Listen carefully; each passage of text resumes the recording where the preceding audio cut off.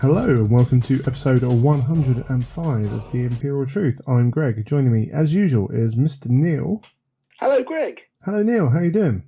Not bad. How are you? Yeah, can't grumble. Can't grumble. Happy New Year. Happy New Year and Happy New Year to all the listeners. Hope it's a really good one. Before we go anywhere else, let's jump on to Element Games. I just dropped another order with them for a few little bits and pieces. Got a voucher for Christmas, which always helps. A little bit of credit sat on there from my using my crystals and whatever. So picked up some Cromlech grenade launchers in the end because I need to do some new Sisters of Silence for the army that I want to take to Adepticon.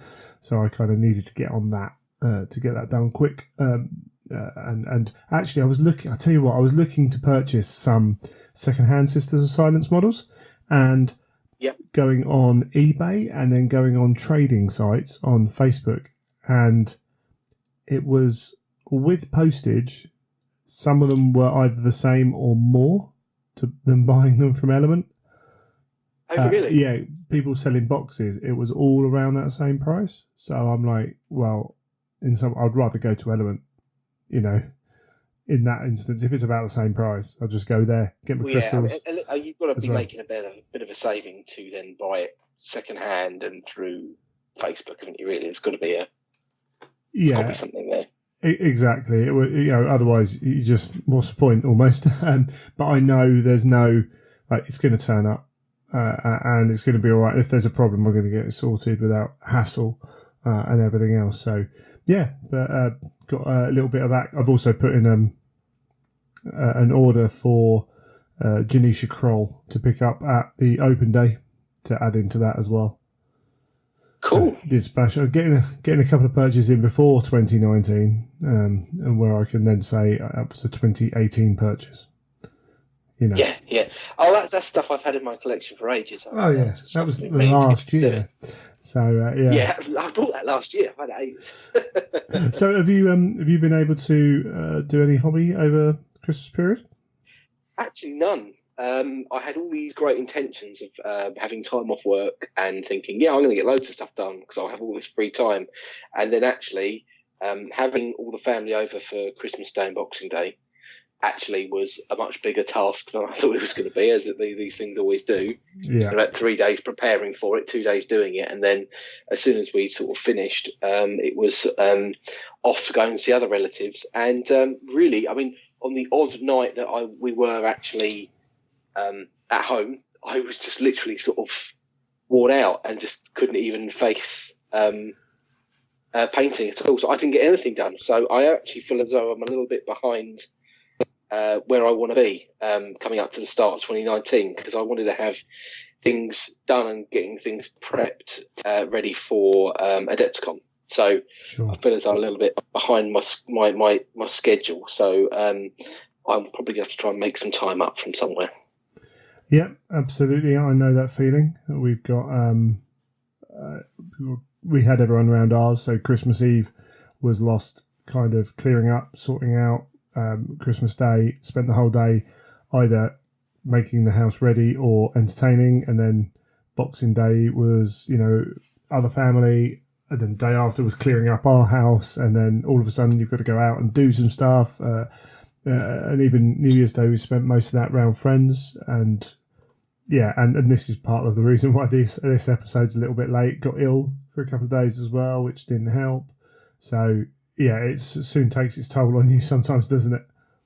But it does. It does. And I tried to be good this year and say to the wife that I would I try and stay off the mobile phone over Christmas, and try and it's very easy to get sucked into things. And the first bit of hobby I actually that I've actually sort of, or something that sucks me back into it a bit, was my white dwarf appeared.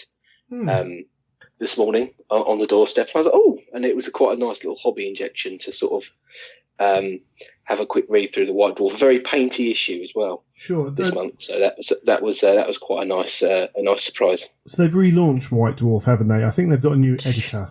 So I think they've got. I think he's a guest editor from what I understand. But I think from what I read, well, I only read the front editorial piece, was that they've moved the White Dwarf into the studio. So I don't know. I can't. Obviously, they must have been in like a separate area at Nottingham before that. But now they're actually in the studio, and I suppose that's going to maybe give them a bit more. I don't know, a bit more direction, or at least they can lean over and pick people's brains if they've got a question. The one thing that jumped at me was the cover. Did you see the cover? The sort of with the ghostly White Dwarf lettering. No, I haven't looked at it yet because it's only subscribers that have got their copy so far. Right. Really? Well, when they print a you can print an image and then they can make certain parts of it glossy. Sure, yeah.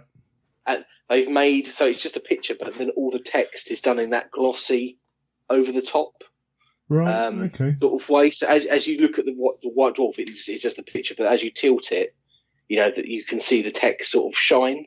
Sure. The top of the image. I mean, it looks very cool. I mean, I think I did let out a little ooh when I first opened it. Yeah. But yeah, I mean, it does. I mean, to me, it doesn't look. I don't really read in depth into the White Dwarf. I'd sort of mainly flick through, have a look at a few of the pictures. If there's a painting article, I'll probably go through that and have it read that. But I was quite pleased because there was a lot of painting in this one. They had an interview with Darren Latham. They had the usual Golden Demon section, and then they also had a heavy metal painters challenge as well. So quite a lot of pages devoted to painting. Just from bits I've seen, they're talking about having regular 40k and Age of Sigmar content. Kind of making sure there's both in there. They're making sure there's narrative elements in there as well, so story elements. So it's not just about the models and stuff like that, and expanding it. I need to get my hands on it because again, I find I've never tended to get my money's worth from White Dwarf, even when it was good. Just don't read it that way. That's just the way I work, and that's fair enough. But who knows? It's got good elements in that aspect. At least then, if you play those two systems, you're getting something every month, where that hasn't always been the case. So it's worth checking out, I think, for this first episode at least, first issue at least, to see how that works for you. We've got also they've released Voxcast and re-released Stormcast, the two podcasts. And they've changed the style of these now. I've been critical of these in the past. I felt they were a bit too light and fluffy. However, it seems to have gone to an interview format, at least for the first few episodes. So we've had Jervis on there, just sat down for an hour. I think we had Darren on there and someone else, can't remember now. And it's, an hour and a bit of sitting down talking to Jervis about, game design, things like that. So there's more... even if you don't play Age of Sigmar, there's potentially stuff to pick up on that. And anytime you talk to someone who's been been doing something, you get the other stories around it as well. Not maybe huge depth. It's fairly well focused. So they're quite interesting if you are in the wider scope of the GW kind of remit, as it were. Which it's essentially when I remember when I was talking to people like. Who work at GW saying you need a podcast. This was the main thing I was thinking of, so I like it a lot. I think it's really cool. Oh, good. Yeah. I mean, I think I caught a few minutes of one of them. I haven't actually sat down and listened to them all the way through, but I think it's good as well that I know the Stormcast one came. They started that off a while ago, didn't they? Yeah. And I'm glad to see that they've got into a 40k. Style as well, just just so it doesn't feel as though it's all like one-sided. I almost think they didn't really need to do two podcasts, to be honest. They could have done the Games Workshop podcast and covered this fine. And then covered everything. Yeah, that's probably true, actually. Because if you look at Vodcast, they've done 2 episodes of each. The Voxcast, first episode was Jez Goodwin. That's who I was trying to think of, who is just value. He's just really good. Yes, and I haven't listened yet, but Darren Latham was the second one. So, And it is. We're talking about just about an hour of chat with them. They have issues there. Four for the size of the company, for the money they've got, they probably should be a little bit better quality. And I know that potentially that's people in glass houses. However, the budget for the show is not going to be the same as GW have. I actually use the same mic that GW use, and I've had issues with it, as I'm sure you guys know, and hopefully it works. If I change to the other mic, there are different issues with it. I've been trying different stuff. Hopefully this works a little bit better than it has done. But I think they've got similar issues in the size of the room and the way they do it. But also sometimes host is a little bit quieter than the guest, and you end up with those bits and pieces, which it's not terrible. Don't get me wrong. You can still listen to it. But, as I say, us guys here doing these kind of things, we're amateur. There is no doubt about it. When Games Workshop are bringing a podcast out, it should be professional.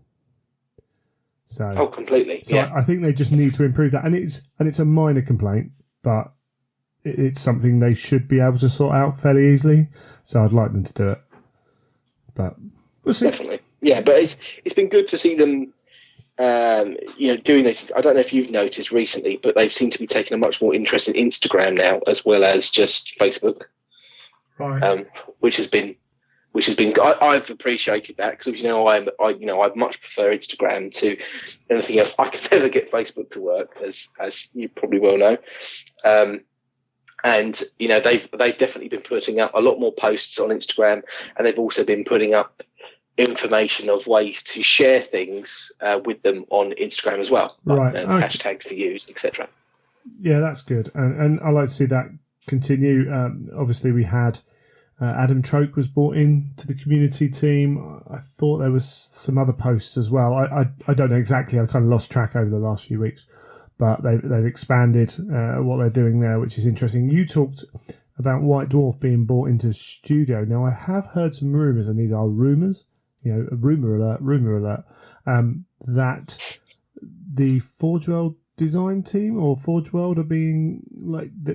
I don't know exactly what it is, because the terminology I heard made it sound strange, but there's they're being brought in more into GW Prime, as it were. I don't know how true this is, but if they're doing or if they're redoing all that, that could be really interesting. I think it was more from the 40k side of things, because I believe Chapter approved, and this is where it could be. This is where the rumor could have come from. Chapter approved the 40k stuff was handled by the 40k GW team for points and stuff. Yes. So who knows? I mean, maybe we'll find out a little bit more. But we know this new facilities coming up. We know they've got new office space coming up, and there's going to be shifts around as they move people and what have you. But they were taking on. There were 3 new job adverts recently went up. One for sound person, and I can't even remember what the others were now on the community side of things. So interesting times. Definitely. Yeah.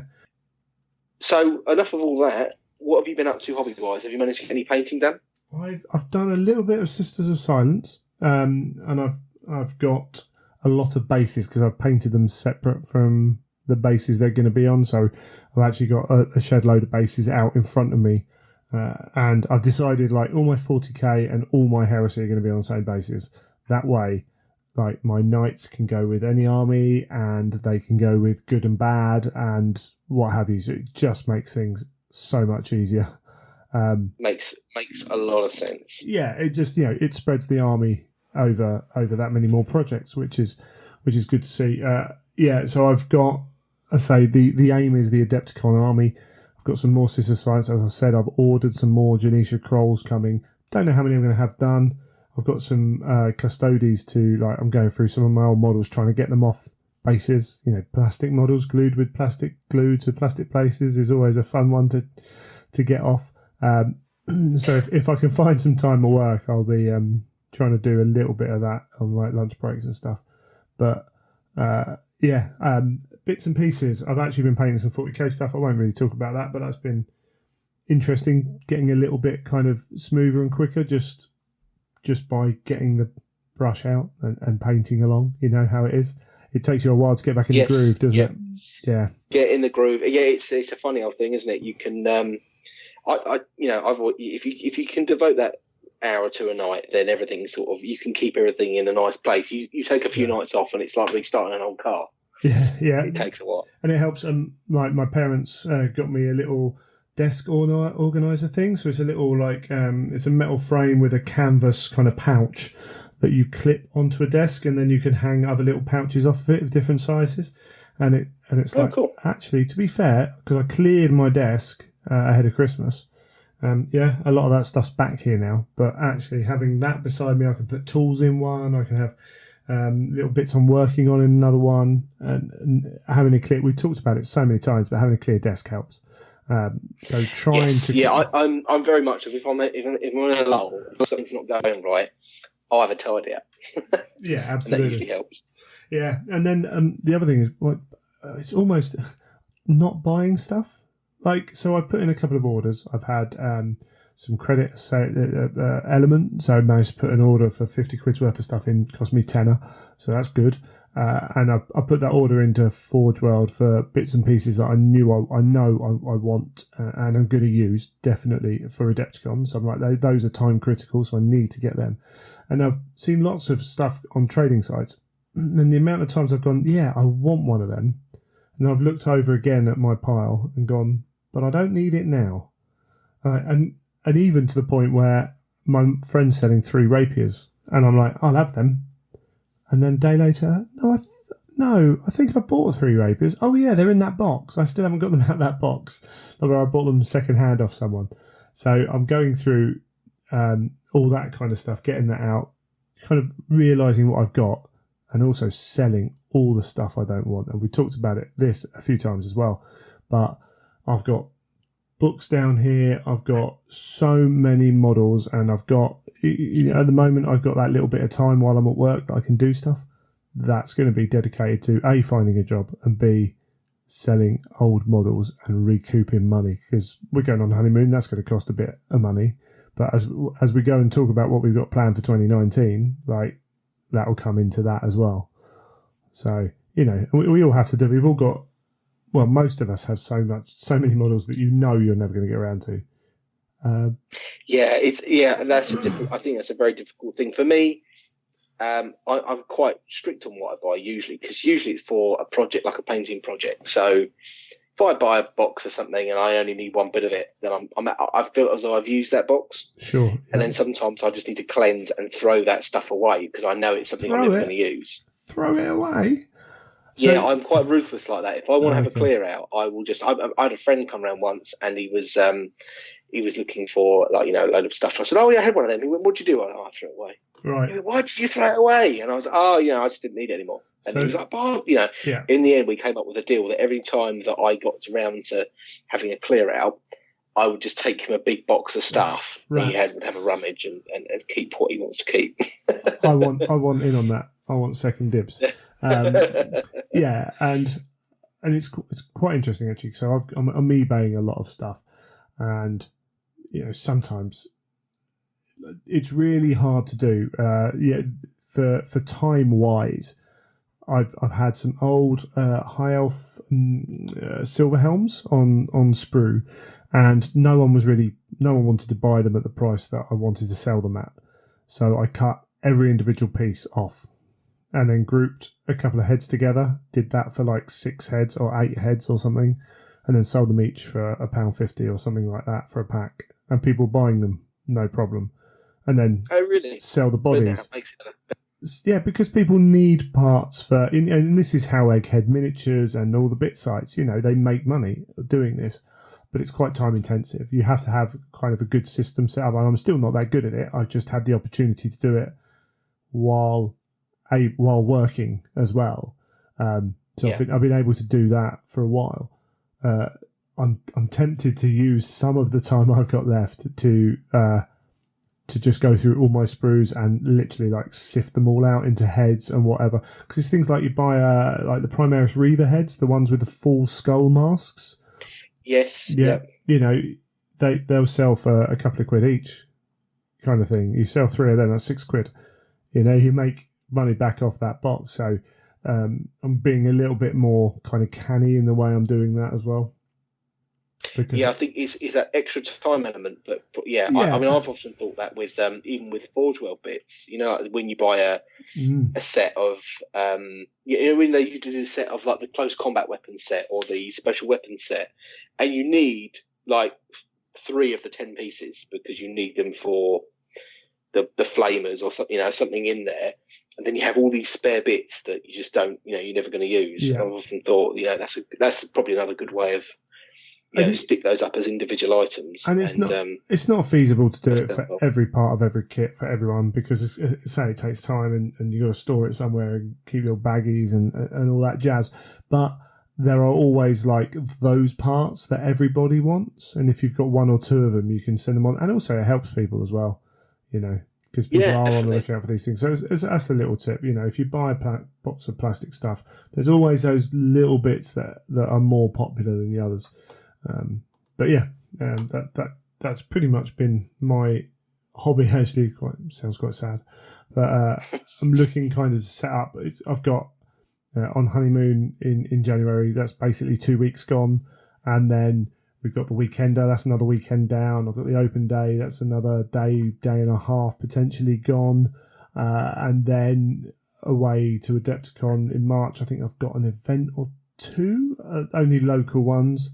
But they take some more time out, and all of a sudden you're looking at, actually, I've only got X amount of time to get this army done. So once I've got what I've got on the table, I've got a couple of Primaris dudes here that they need to get put away, and then it needs to be only Sisters of Silence and Custodes out, ready for Adepticon.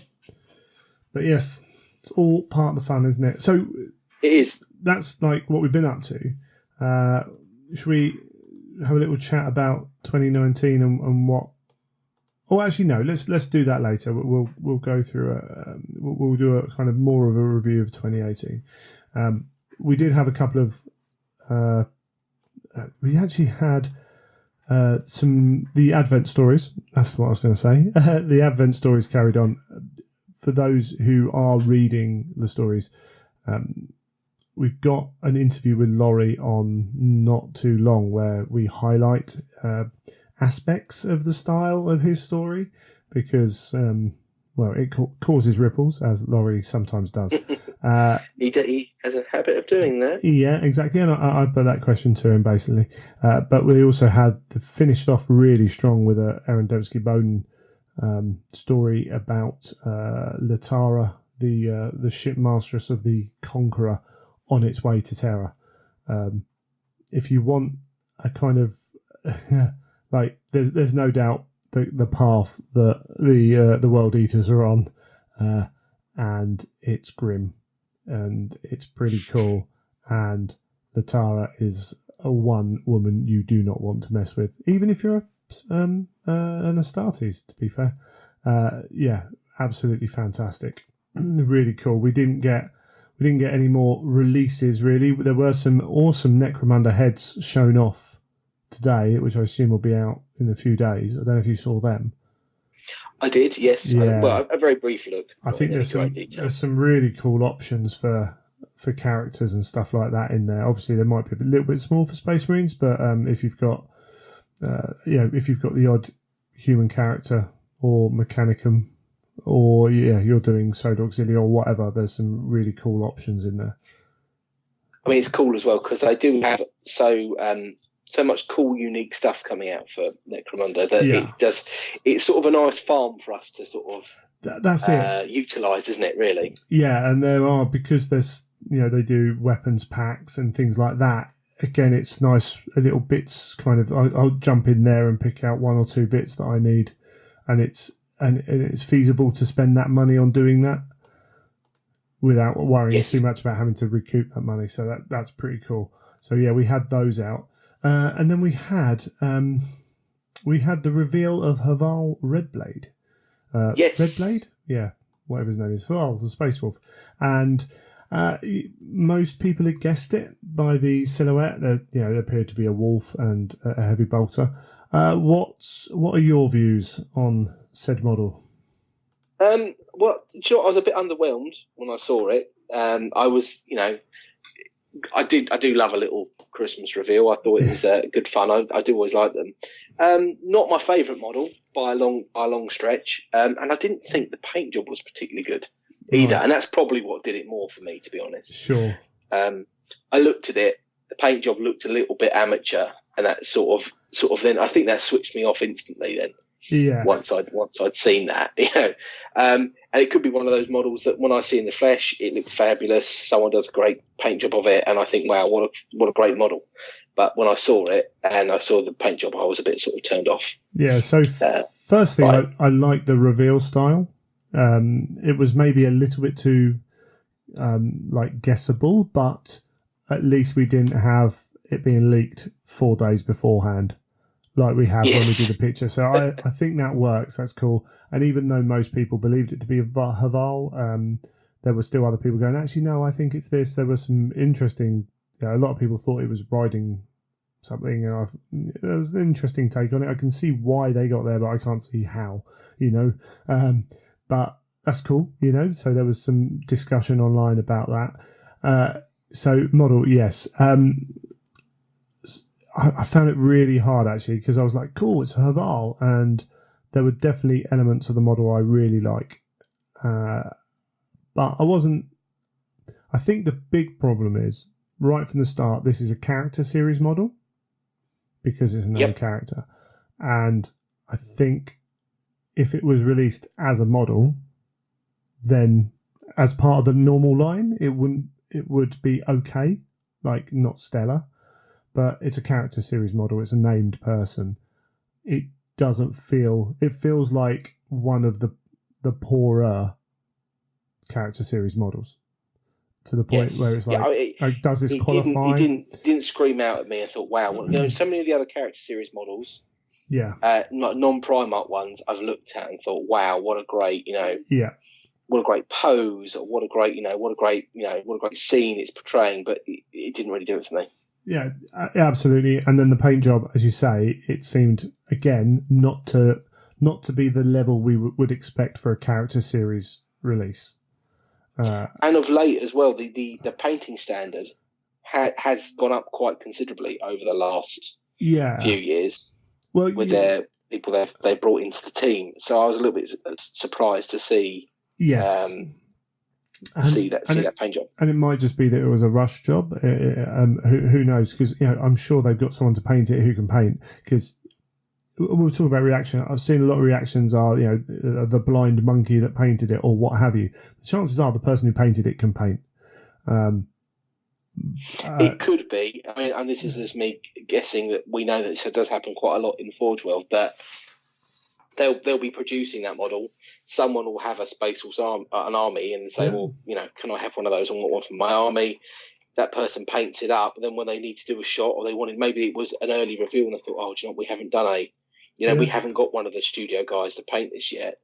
But Joe Bloggs, who works in Forge World, has done one because he loves his Space Wolves, and they use his version. Yeah, it could be. And if that was my model up there because I'd done that, some of those comments would hurt. I admit I'm not the greatest painter in the world, but you don't have to be quite so harsh. I don't think.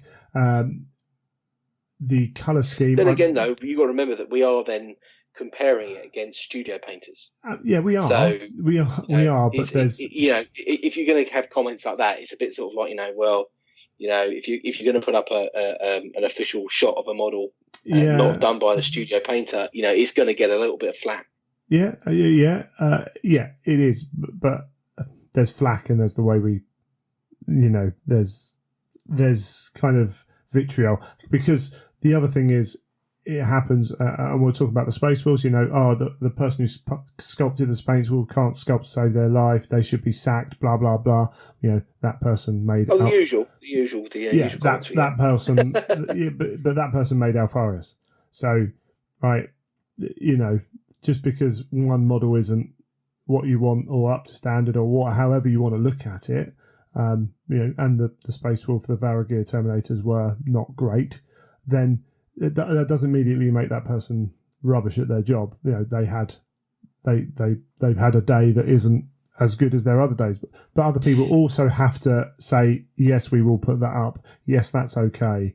Yes, we'll take photos of that. Everything else. So I think there is that. And the other thing is, I actually changed my mind a little bit on a couple of things. The color scheme they chose for the paint is it contrasts a lot from the lower, the lower facing panels to the upper facing panels. And it's probably a little too light in that. I don't really mind, but if you're showcasing a Space Wolf model, it probably should be more towards the classic 30k scheme. Yes, again, another issue of if it is some guy's own model, like he's in his army, and that's how his Space Wolves are painted, then that's absolutely fine and dandy. But then when you're showing it as a studio reference of the new model, you feel as though it should be done in the classic 30k style, because you want things to be shown in that light initially, don't you? Yeah, and we know how the community reacts to anything like, oh, it's 240k, but that is not necessarily unwarranted. That's potentially got a value as a comment. However, that then colours their view of everything else about that model as well. So although there are good aspects to that model, I feel that the initial reaction caused by the paint scheme and maybe the level of painting, the head, give or take. I don't mind if a head's not great. I think you could put another head in there, to be honest.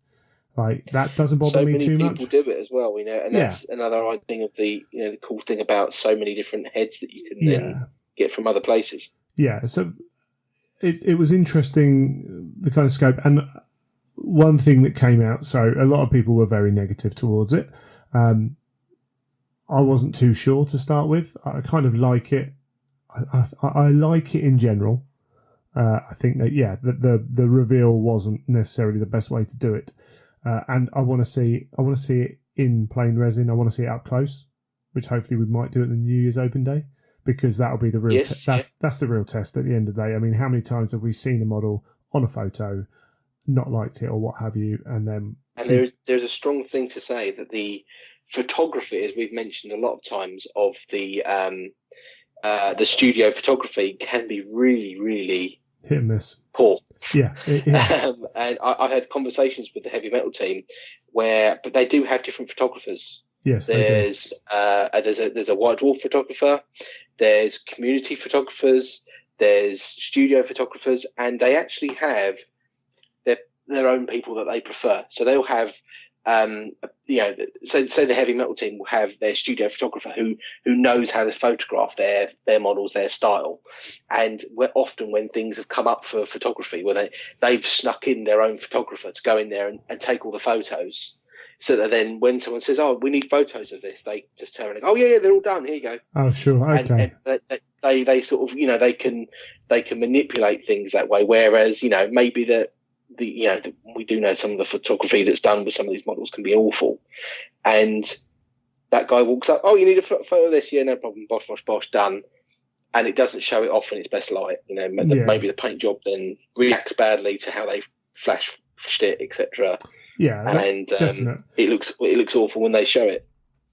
Yeah, absolutely. And what's interesting, and what I've been thinking about actually for a few days afterwards, and I talked about it on 30k forums actually, is a lot of people have gone out there, that's rubbish, that's whatever, and then people are like, if you haven't got something nice to say, don't say it.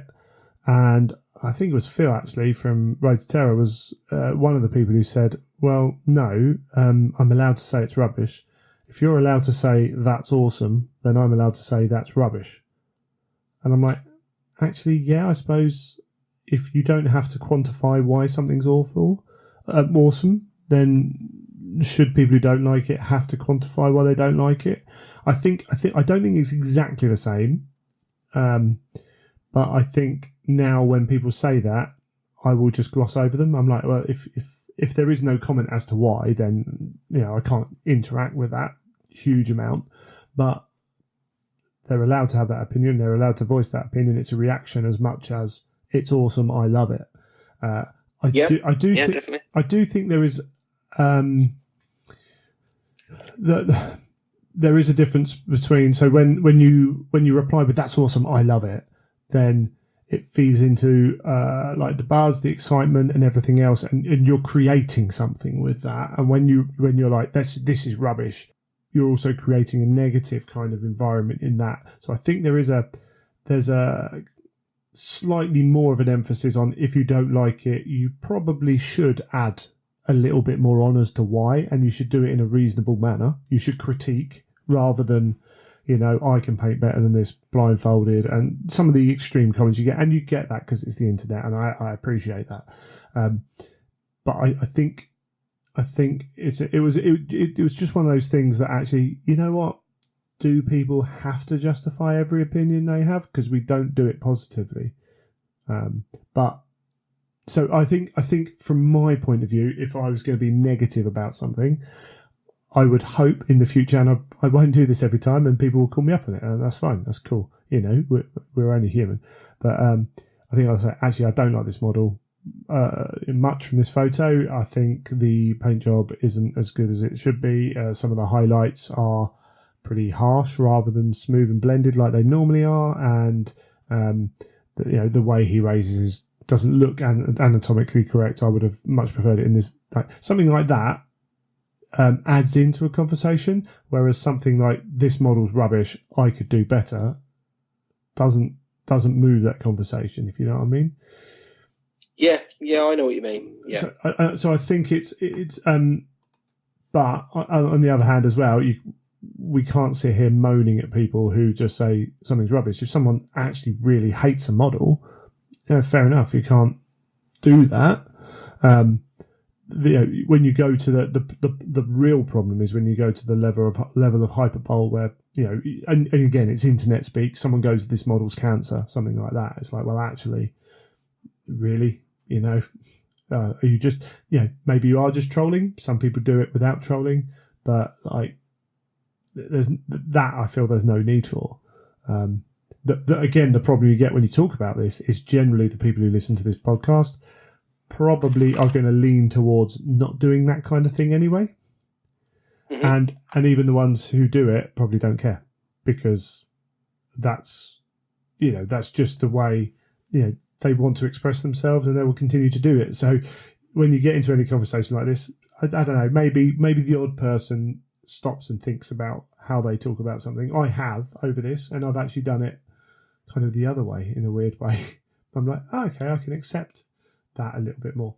But so it was something. I do think that if you don't like something, you're more than welcome to say you don't like it. But I think there's a level of saying you don't like it. Yeah. So far you can just say, well, I don't like this model. And I do think that criticising the paint job for me, I will criticise it because I say, no, this isn't up to the standard that I usually expect from the studio when they put out their, out their pieces. But also, it's the one thing that I care of the least. I'd rather have a fantastically sculpted miniature with a bad paint job, yes, than a badly sculpted miniature, with a fantastic paint job. There's one thing is very easy to fix, because you haven't got to play with it. It's not going to be yours. And there's also, I think there's also, right, Forge World. It's if a paint job that is not up to standard gets put onto Games Workshop, onto Forge World's website or Facebook page or whatever, then that's Forge World's fault. That's not the painter's fault. Now, if the painter, even if the painter is Giuseppe, he's not there anymore. So good luck to Giuseppe with Axia painting, I think it is. But Giuseppe's moved on. Fantastic painter. But if he just phoned one in and did a really bad paint job, and Forge World still put it up, then that's like, from our point of view, that's Forge World's fault and Forge World's problem. Forge World's problem is to sort out their painter, or to choose someone who can deliver, or what have you. But from our point of view, I can't. If say Rudgy, right? We'll pick on Rudgy. If they pick, Rudgy's had Rudgy's had loads of stuff up. His Death Guard. A lot of people think that's the official Forge World scheme. It's not, But if they asked him to do something and he did it rubbish, I'm not going to see him go, Rudgy's rubbish, shouldn't be allowed. It's like, well, he was asked to do something, he did it, and Forge World okayed it. Yeah. Mm-hmm. So I think there is a little bit of a kind of thing there we need to be aware of, and Forge World need to be held accountable when they don't meet expectation. I think that's fair as well, and because otherwise, if we don't respond to that and say, look, we want to see better paint jobs and we want to see this. You're supposed to be the best miniatures, part of the best miniatures company in the world, and you're making character series is supposed to be the pinnacle of that aspect of what you're doing. It's not there, dude. This little 3-man band over in, Poland is smashing you out of the park compared to that. It would, and I think that's a very fair way to look at it, because let's face it, out of all the companies in the world producing miniatures, you can't exactly say that Games Workshop don't have the resources, Yeah, absolutely. With everything they do, we hold them to a very high standard because of how big they are and how they lead the way. Everyone slips up and everyone makes mistakes, and sometimes there's obviously decisions in the background. I can full well believe that maybe that miniature was like, right, we want to release a Christmas sort of thing to show everyone off a new model. Right, what model are we going to do? Obviously, maybe a bit of debate. Right, well, we're going to do this one. Right, have we got one painted yet? No. Right, okay.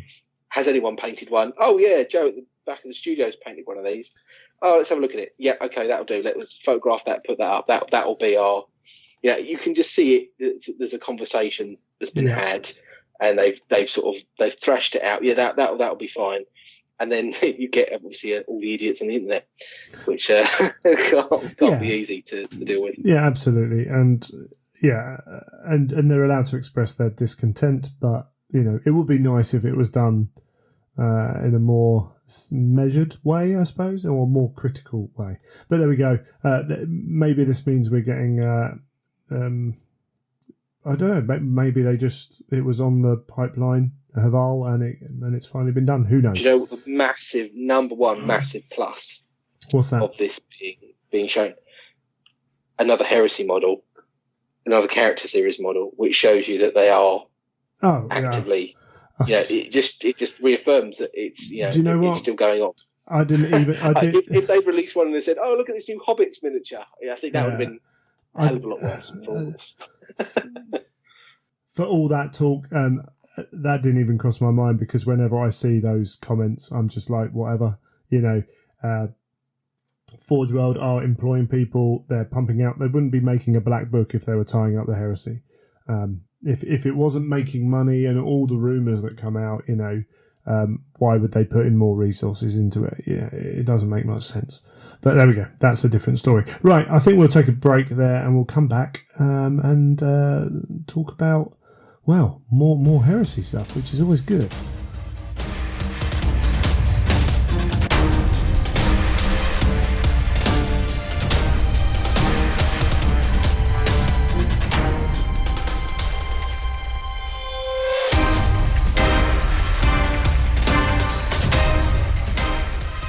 Well, the cool thing to do at the end of the year is to review 2018, and we're not going to do the kind of release by release review. That's a lot of work. What we are going to do is just look back over 2018 and what happened around the Heresy, and kind of give our kind of views on it. I think what we'll do is, so obviously we've got no book. Let's look at what kind of happened, and I'll start with, I ran the London GT, which had, was it 92 sign-ups? Not all of those turned up, and then we lost some during the weekend, but 92 sign-ups. This is when, this was only, 5 months after the rulebook came out? So we got a rulebook as well. That's pretty impressive. That's good. Blood and Glory sold out pretty quickly.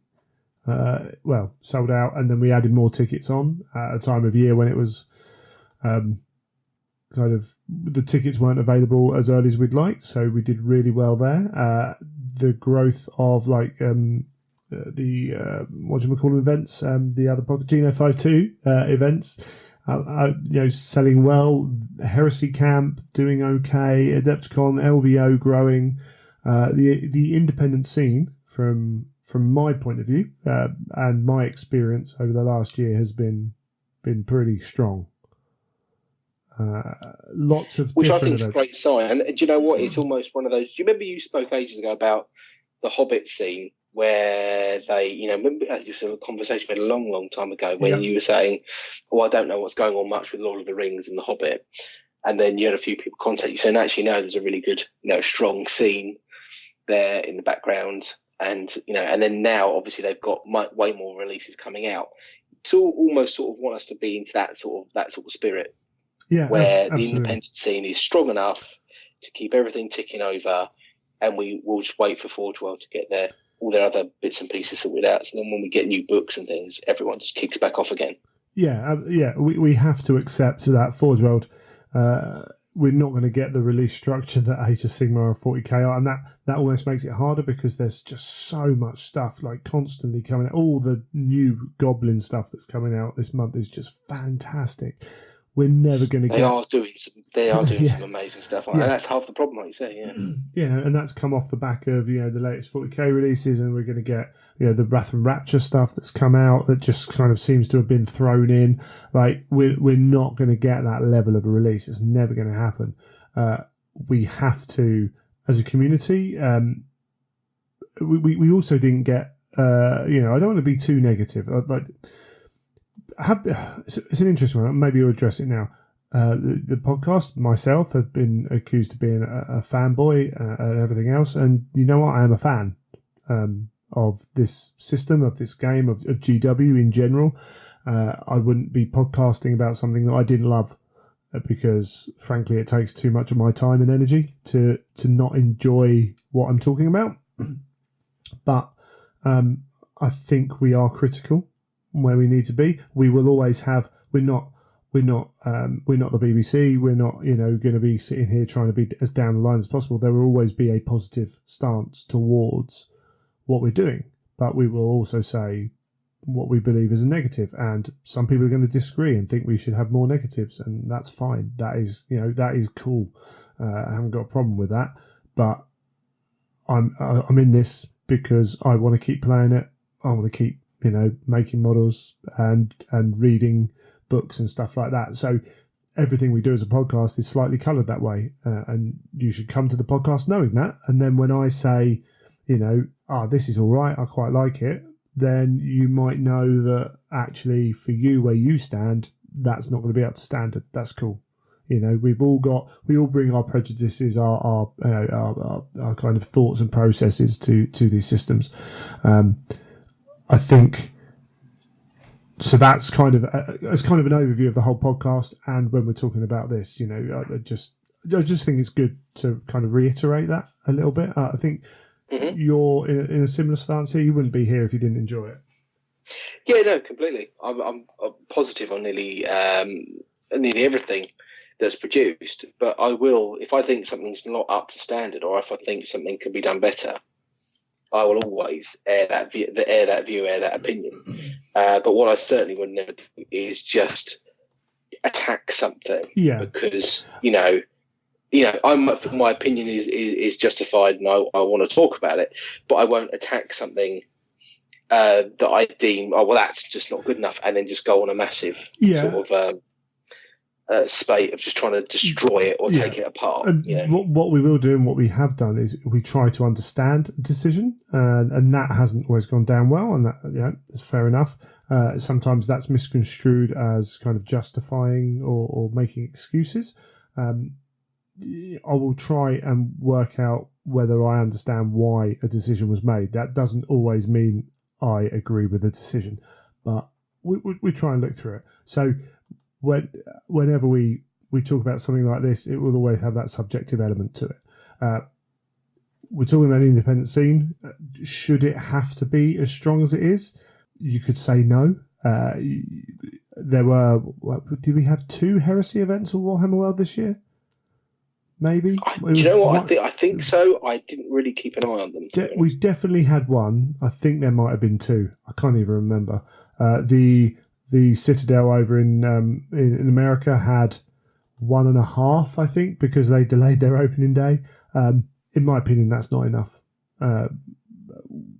Community. We talked about Warhammer Community, the lack of, particularly like the first half of the year, the kind of just the lack of visibility of the Horus Heresy on there, I think was a real mistake. It's an error, and even now it's not enough. I think they need to be doing more, but all the time that's happening, the independent scene needs to keep, like, if we want this game to carry on,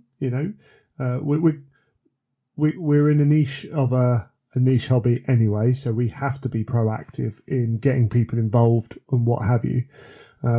All the time that we're slightly behind the other game systems, we're probably behind. We're behind Necromunda and Blood Bowl and Lord of the Rings in terms of how much kind of content GW give us.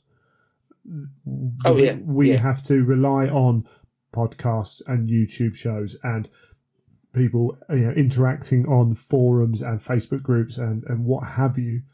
That's how we need to keep going. And as you said, Lord of the Rings kept going in that system. Blood Bowl kept going within that system. And Blood Bowl and Lord of the Rings had this healthy scene that wasn't visible unless you were almost part of it, but people were inviting people to be part of it, and that keeps things going. And so even through a period like 2018, which was difficult, and when you look at the releases for 2018, it shows that as well, that the independent scene and podcasts and everything else that goes along with it become more important. And not to say we're important as a podcast, but the fact that there are a number, I don't even know how many Heresy podcasts there are now. There's a lot. It feels like there's a lot. Yeah, there are a lot, and they are, there's good variety in there as well. Potentially more leaning towards one style or another, but that's fine. At the end of the day, if people want more of another style, one will appear. That's generally what happens.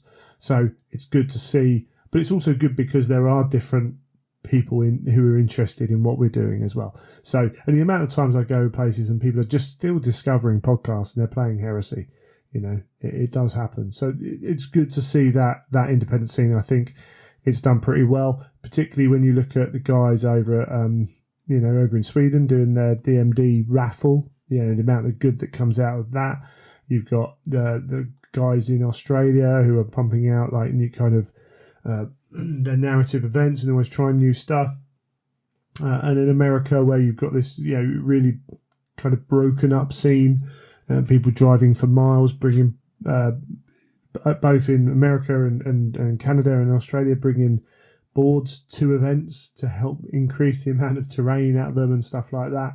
And that's happening a little bit here in the UK now as well, and might happen a little bit more. That's cool to see. That pumps it up, because the only way a game will grow is if people see it looks cool visually and within what you're doing within the game, and people are having fun doing it. Because if you don't see those two things, then people aren't going to play it, because why would they? So it's really good to see. You haven't been to any events this year? Independent ones? No, none at all. Shows how much I'm supporting the community. Yeah, it happens. It does happen. We all have these periods of time where just things don't work. You were supposed to come to a couple and they just fell through. That's life, isn't it? It is indeed, yeah. And I think the variety of events as well. So from the events I was running at LGT, where you've got 3,000 points, bring what anything's pretty much kind of allowed, to Spartanax with like kind of narrative points buying systems, down to the Frontier guys doing their Zone Mortalis really hyper narrative, and then you can keep going with different styles of game. There's been kind of this consensus or a group kind of push towards not using the special characters as much in 2018, and a lot of people took that up. In 2019, kind of the people who are engaged in that might be kind of flowing back the other way a little bit. That's all healthy, and that all helps keep a scene fresh as well. And I think that's really good. And I think in general, the community's been overall positive as we've gone through. Again, it's had some trying times. I do think it could be moving forwards. It could be even more positive. Maybe we'll talk about that. But when you look at kind of what Forge World have been doing for us, do you have a favourite model release from the year? That is a very good question. So we've had two Primarchs, which some people kind of forget that we've had Rogel Dawn and Alfaris this year. Out of the two, Rogel Dawn's my favourite. Yeah, that's cool. We've had what have we had? We've had the some of the Space Wolf releases, which maybe not one of the major positives. Certainly a mixed bag there. I think there's some really great elements of the Space Wolves, but unfortunately, overall, below par. Yeah, and again, though, I think the way I look at that now is very much sort of, I see our hobby as something that is completely customizable, that you should be looking to do anything and everything with. So, where you're going to, you can, Space Wolves have always had this ability anyway, but, where am I going to get bits from to make those guys? And, I'm going to get some heads from here and get some arms from here. And I like the axes out of this range. I'm going to use those. For me, that's what it's all about now. It's very much sort of, you have to hunt down your bits and do cool conversions to make your units. And I'm completely cool with that. I think you should be able to buy a Forge World Heresy unit that's sold as a unit and expect a certain level of what you're getting, though. And when we look at, so there's two issues. There's like the Alpha Legion issue with their Terminators, where chances are most people wouldn't equip them like that, the Lernians, but they looked on point. And then you've got the Space Wolf issue, where I probably wouldn't equip them like that, which means I might not buy them. However, they also didn't look quite as good. So, I might be tempted just because the Lernians look so good just to buy them and kit bash them. But when the model isn't quite up to the standard as well, then it's a harder sell, isn't it? Yeah, completely. There's that level of it. And, there's different sculptors have different, when Keith Robinson was doing a lot of the Terminators, do you remember when he went through an early stage of when he was on the sculpting team in the studio, that he always did the Terminators for nearly every Legion.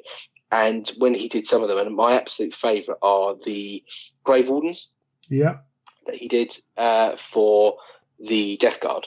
And I would look to use those virtually for any Terminator conversions that I would, that I'd want to do, because they're so easy to convert. There's not huge amounts of detail you've got to scrape off to get them back to being a Terminator, and they would lend themselves to Space Wolves brilliantly. And that's how I look at the hobby now. When I look at releases, yes, it's nice to have the releases, but I'm always now looking at what cool conversion can I do? What way can I change this? Which way, how would if I was doing Space Wolves, could certainly not be getting the ones but I might be getting them for maybe a head or some there are definitely some parts of it that I might want to kit bash, but I would be completely kit bashing virtually everything now. And that's fair enough. It feels more that way to me now, the Heresy. Sure. I think that is there's a danger in that it puts people off who aren't as skilled or as comfortable with that as you are, and also the fact that I want to play some Heresy, awesome, I really like this army, I want to get some Varigir Terminators, and someone goes, to really make them you want to buy that kit and this kit and that kit, and the person sits there and goes, well, why don't I just buy the kit that says Varigir Terminators? That is an issue, which you've been in this hobby, you are skilled in what you do, I'm fed up with converting half the time, and that's more my side of things, and cool, I'll make do, and I will convert and stuff. But I think there should be more of a balance to be had. You should be able to buy anything from Forge World and be very happy with what you get, and then also be able to convert the hell out of it. So it's a bit mixed, but then like some of that's the Grey Slayers upgrade stuff. Some of it is amazing, absolutely amazing. So some of that was really cool. What were the dudes with the shields? The Grey Slayers, just they had two upgrade packs. And you had people didn't like the way the guns were designed. Fair enough, but the shields, the heads, I thought they were fantastic. But it is what it is, I suppose. I tell you one thing that I do. One aspect where what you're saying does come true, I think, is Valdor. So there's a model that was really well made, and a lot of people, to be fair, didn't like how busy it was. Everyone was complaining about too much detail, weren't they? And so they took off the lion pelt. They didn't feel that was necessary part of what they did, but they took this model, which I think was well made. And a lot of people had a problem with the design, which are two different things, and so made their own versions based off that model itself. And some of them literally just left off a couple of bits and added the small bits, and some did much more work on it. I think Valdor's a really good example where I've got a Valdor. I'm going to make him as he is because I don't mind it. I think it's cool. And I would make him as he is. I love all the extra detail. I think it was awesome. Yeah, and yet also it's relatively simple to change him up and leave some of that off, which highlights. Which personally I think highlights what I was trying to say is that I can go into a shop, buy Valdor, brilliant, build it, make it, put it together, paint it, whack him on the table, cool. But Fred can also go in there, change his left arm, get rid of his lion, change his head, blah blah blah blah blah, and then put him on the table. And that's where I think Forge World need to be as a luxury product. Mm-hmm. And we don't expect them to get, aesthetics won't be right for everyone all the time. That's just how it is. We had when we looked out, basically I borrowed a list off of Michael from Company of Legends, who kept a list of every Heresy related release for the whole year. And when you look down it looks like a lot of stuff. In February we had 18 releases, of which 13 are doors. Yeah. Right? That's that happens in June. We had Alpharis, Alpha Legion Terminators, Imperial Knight Renegade wasn't even a Forge World release, but you could use it. And then 6 doors. And when you take those kind of releases out, A, the doors, B, the stuff that GW released that we can use in Heresy, things like terrain, because it's relevant to what we do. But when you take out July, which was Age of Darkness Enhanced Edition, and then 4 bits of Imperialis terrain and some the Mechanicum Killzone box, then August was Adeptus Titanicus and Scoria, pretty much. That's 2 months with one Heresy release. It's a goodie. Don't get me wrong, he's a good one. But that's 2 months where you've had one Heresy release. And then September we got a couple. Look at November. There's a lot of stuff written down. We did get a bit in November. We got the Praetors, Alpha Legion, but pretty thin on the ground overall for dedicated Heresy releases. And that's and we talked about that. They've had time was absorbed months before that because of the timescales of these things. It's interesting. We still yet to see what they're kind of doing with the release schedule as well, because we know, we've talked about all those Blood Angels coming out and how we thought they might be split up a little bit. At least the Praevian, the Vigilator might have been pushed into another month, just so we've got a release. I think would be nice. It's almost strange, isn't it? You can't quite work out with the their spacing of it is can be a bit odd sometimes. Yeah, and it might just be that they did prefer, but delays, and we don't know without being on the inside and hearing about reasons why. They might have planned them all to release at the same time, and they might have gone, oh yeah, we were going to release it 2 weeks earlier, but they weren't ready. Overall, a thin release. However, we know moving forwards, well, we'll go into that a little bit later. So overall, I think it was disappointing in terms of releases. I think it was weighted towards the end of the year with Adeptus Titanicus, made it feel a lot better for anyone who wishes to play that. Obviously, I think that was the one saving grace, wasn't it? Of the year. Absolutely. And then also novels wise, we will talk a little bit about that. What have we had, including Primarch's novels and audios? We've had about 20 releases. We got things like Primarch's. We've had Ferrus Manus, Vulcan, Corax, and maybe another one. I can't remember. No other ones. We've had Wolfsbane, Burden of Loyalty, Born of Flame, Slaves to Darkness came out. And then there's some audios as well. On top of that, we've had the announcement for the Siege of Terror. I think for Black Library, it's been a decent year. They've almost tied up the Heresy ahead of the Siege. I think the announcement of the Siege was a great idea. I can't even remember who it was now talking about. Actually, yes, they got behind with the Heresy series, and it's daunting to catch up. So they're just going to read the Siege when it comes out and start from there again, which is kind of, it's making Black Library money they wouldn't have made if they didn't do that decision. And for everyone who's followed it all the way through, well, I'm not going to stop because they're releasing a mini series on the Siege, so I'm in. I'm already hooked.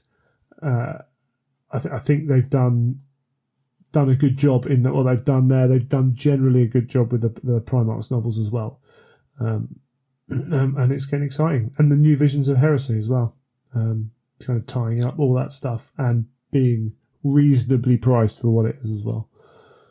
I think 2018 has been an interesting year. It certainly could have been better. However, I don't necessarily think it's been as bad as it's felt at times. But that's I think it's the, if you took all those releases and you spread them out over the course of the months, like the decent substantial releases, it probably would have felt a lot better during the year. Yeah, and that's, I think the real issue comes from that splurge of Blood Angels. If you spread that over a couple of months and things, those months wouldn't have felt as bad. All that sort of stuff. Yeah, absolutely. Yeah, absolutely. I feel that as well. And perception is what matters, because it doesn't matter what you've actually done. When people go, oh, I can't even remember a release during June or March, April, May, there were no releases. Like, it doesn't matter that actually, Valdor and a Termite was released. At those times, it's like there was so little that we felt we were forgotten about, and there are reasons obviously for that to happen. But I think as we look forward to 2019, we knew. Well, they had said that the Black Book was coming out at the end of 2018. Personally, I never expected it at the end of 2018.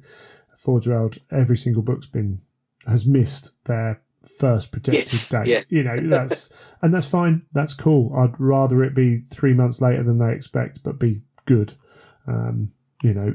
Hopefully they've learnt lessons from Inferno. I'm sure they have. So cool. Crack on. 2018's been an interesting year. Cool. It's gone. 2018's gone now. And yes. And we're looking forward to 2019. So what can we expect from 2019? Well, we know we're going to get a Black Book, don't we? Still going to hope, fingers crossed, it's at the Weekender. That's the expectation.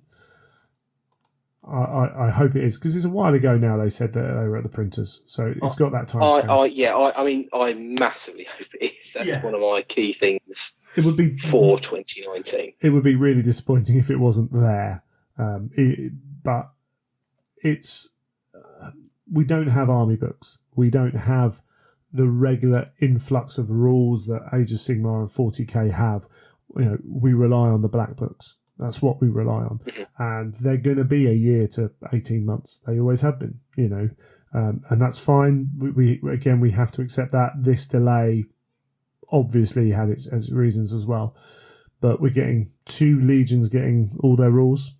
We're getting demons, and new campaign system is always good as well. Plus, who knows what else? So, I don't necessarily have any expectations about what's coming. I try not to kind of get too hyped up, because then if something doesn't happen that you want, you can feel a little bit let down. But yeah, I remember this is years gone by that when I went to a Heresy weekend, I think it was one of the early ones, and I was really waiting for all the Iron Hand stuff to come out. And I remember just thinking, oh yeah, I really hope that when I go there, they've got some, something that I can see as Iron Hands, like the models that have been sculpted, or if I can buy the models, or all this sort of stuff. And then being quite disappointed that obviously, there was no models, there was no anything, and it could be quite disheartening, really, when you when you sort of build it up, if you know what I mean. But then the key is, I suppose, not to do that. That's and that's hard, and it's easier for me than it is some people. That's I appreciate that. I don't get too involved in wish listing. We're going to do a little bit of that here because it is fun to a point, but you've got to try and keep it grounded when you're doing it. Otherwise, one thing is when you start wish listing, every now and then they get taken as rumours, and then all of a sudden this rumour grows, and then you hear a rumour that validates your wish listing, and then that makes things even worse when it doesn't follow through. So you've got to be a bit sensible with that. But we've seen some of the Blood Angels kind of stylings now with the Leviathan and everything else all painted up, lovely. I mean, we haven't seen anything White Scars yet, have we? So no. Which of those two is seeing the Blood Angels? Are you looking? We did see the what's the name that they painted up the one of the consoles, didn't they? Yeah, which is really a White Scars model. It's not Legion specific. It's not designed Legion specific model. Do you have a preference on those two as to which you're more intrigued to see the range of? To be honest, probably White Scars. To be truthful, the Blood Angels are great, and I like what they've done with them. But for me, when the Blood Angels have had such a bit of a following anyway, so many people convert them, paint them. There's so much about them that you see all the time. Whereas the White Scars, for me, still. We spoke about this a long time ago, but how I was really impressed when I read the White Scars books, at how well they fleshed them out and made them a really interesting legion all of a sudden. Yeah. I'm really then intrigued to see how the models look as well, from being a legion that I really, really could not care about, to reading the books and actually thinking, oh, these guys are quite cool, to then get the chance to see the models. That will be the most interesting thing for me. Sure. To see how they portray those looks, those styles on the models. Because, again, I think we've all got preconceptions of what they should look like, with all the different types of, heraldry and all the different things they'll have on them. But, I was always... I always thought that the Space Wolves would look the way they did.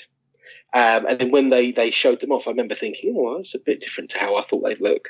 And then when you heard, when you're at the Weekender and you heard Mark Bedford talking about how how they designed them and how they designed all the knotwork and the rather than having just loads of pelts and watertooth necklaces and all this sort of stuff, how they'd inlaid things into the armor, and that thought process I think is quite exciting when you hear about how they've looked at them and developed them. And I think that my hope would be that at the Heresy Weekender, we get a bit of that. We get a bit of maybe a couple of models to look at, and then there's talks about how they've designed them and, how the range is going to be. Because that's really, for me, is the exciting bit. When the things are really taking shape and the sort of the unknown and talking about all these new ideas. When you're talking about the Blood Angels, I feel as though it's already been done, it's already been discussed, it's already been seen, if you know what I mean. With all the artwork as well, all the colour plates and things like that we've had, I think that the Blood Angels are much more complete in that sense. Sure, yeah. It also depends. There's that little aspect of what are we going to get for those units as well. The Destroyer unit for the Blood Angels, are we going to get Sanguinary Guard for them? What is basically the rumours were talking about some kind of bike unit. I can't even remember what for the White Scars. Maybe the Sagai Mason like White Scars could be included in some way, although it's a little bit earlier that they might include it in that book.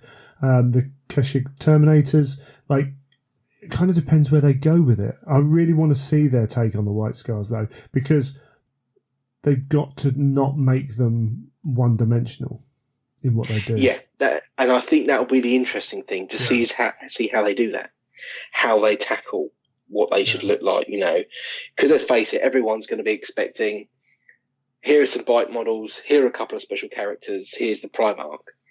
But it's, there could be some other different units that are brought into it. There could be some much more interesting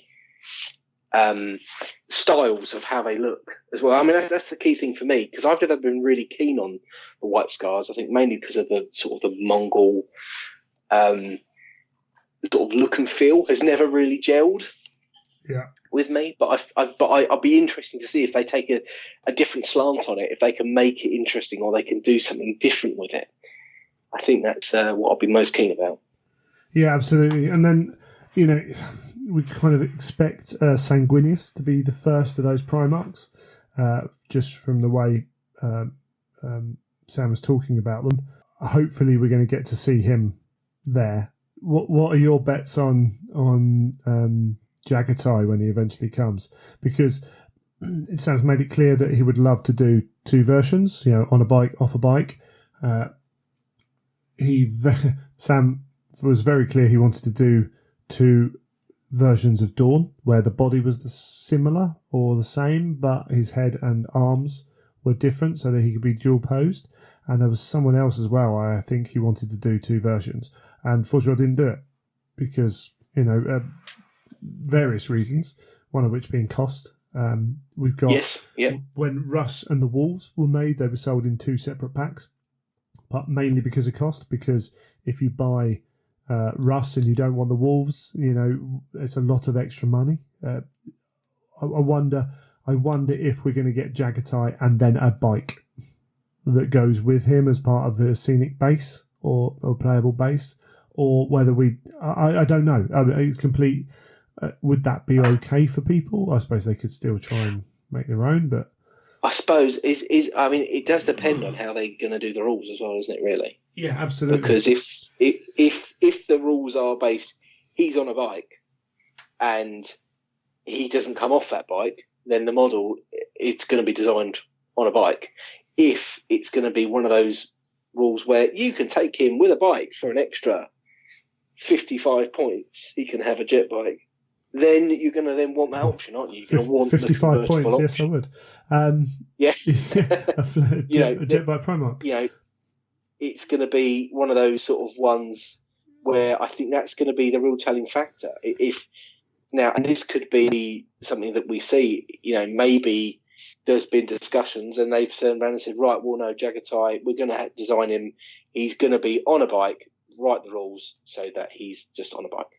Yeah, that way we don't have to make two models. But if there are, when the rules come out and he's on foot and he's on the bike, I think they will do a convertible version. I think there'll be a version that they'll make that is a bit of both.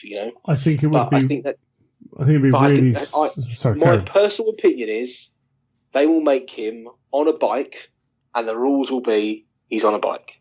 See, I think and that'll be. I personally don't think they will. I think that would be a real shame if you couldn't take him outside of the bike, because you limit how you can play him. And I think that would be a real shame. I mean, you could potentially. It doesn't necessarily have to get. Someone was pointing out that we were told we're going to get 2 versions of Primarchs, and in time, I'm sure we will get other versions of Horus and whoever. However, could you imagine them releasing? I don't think we'll get 2 models of the Khan now. Could you imagine the Dark Angels fans if 2 versions of the White Scars Primarch came out before they got their Primarch? Like, how badly would that go down? And you know what? If I was a Dark, if that happened, I don't think it will. If that happened, I'd be annoyed. If I was a Dark Angels player, because that's cruel. I think Tony Cottrell would do that deliberately. Oh, Tony Cottrell would, without a shadow of a doubt. He's got something against Dark Angel players. Yeah, well, I mean, everyone should. But it'll be interesting to see exactly how they do it. And it's that problem of not making it too cheesy and too kind of feeling like you've got to pay the extra money. I would like to see rules without the bike, because I think it becomes much more one-dimensional on the bike, because you can't drop him out the sky, you can't put him in a Land Raider, you can't run him into a Zone Mortalis if you want to play a big, crazy kind of, or not even a Zone Mortalis, but a more restrictive kind of thing. It doesn't feel right. So, and you also limit what squads he can have with him. And then you also make it that he can have a jet bike squad defending him, which again, rules-wise, could be really interesting. Yes. But yeah, so that's an interesting one. We don't know at the end of the day, but a good little bit of speculation. I have absolute faith the models will be nice for both of those guys, though. We've also got that's one thing I'm never in doubt of. The Primarch models have been such a high standard throughout.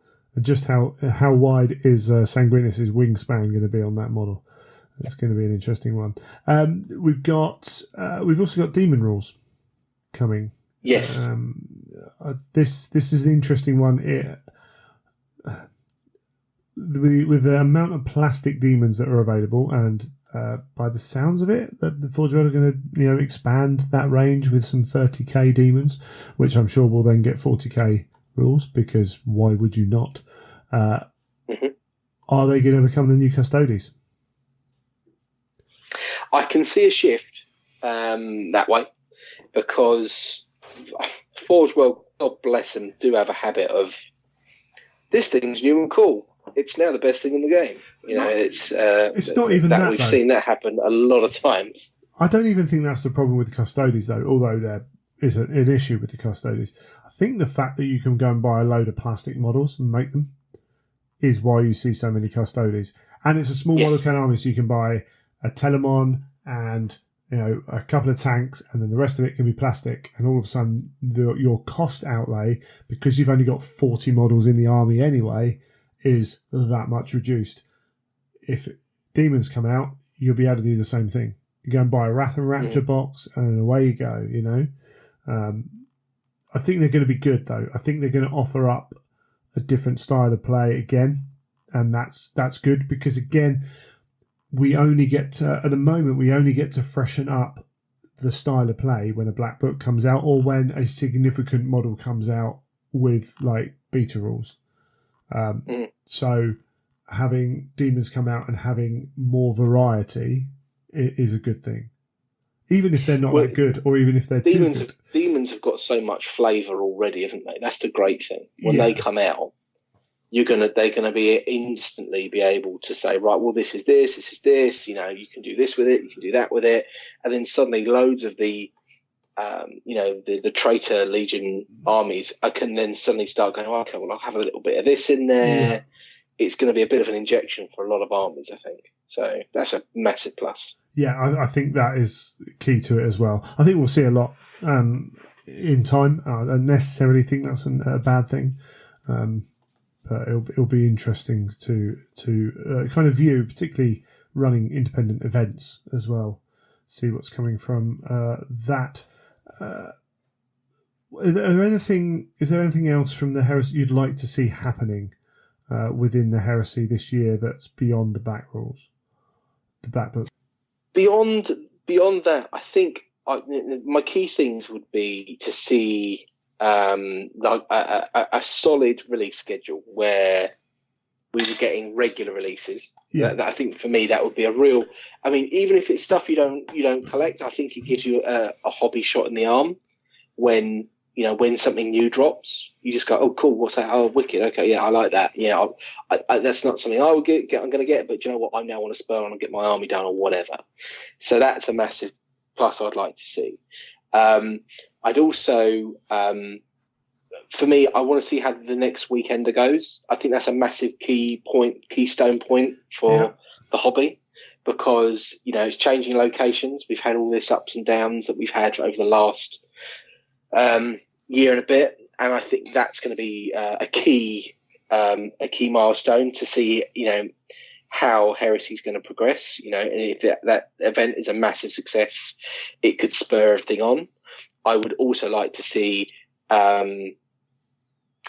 from a painting side, we don't now. There is no longer a Golden Demon, Heresy Golden Demon. So I'd like to see how that could be maybe not resurrected, but something that could be done to where. I know it probably will never happen, but maybe I would love to see a Heresy category in Golden Demon. I think that the Heresy, like say the Heresy Primarchs, don't fit into standard Golden Demon categories. Right. They won't allow them in Monster, and yet they're too big and they're too much of a different style from a lot of singles. I feel that let's face it, when before we had the Heresy Demon and I was entering Ferrus Manus into a Golden Demon. I had a massive long conversation with, do I put him in 40k single or do I put him into 40k monster?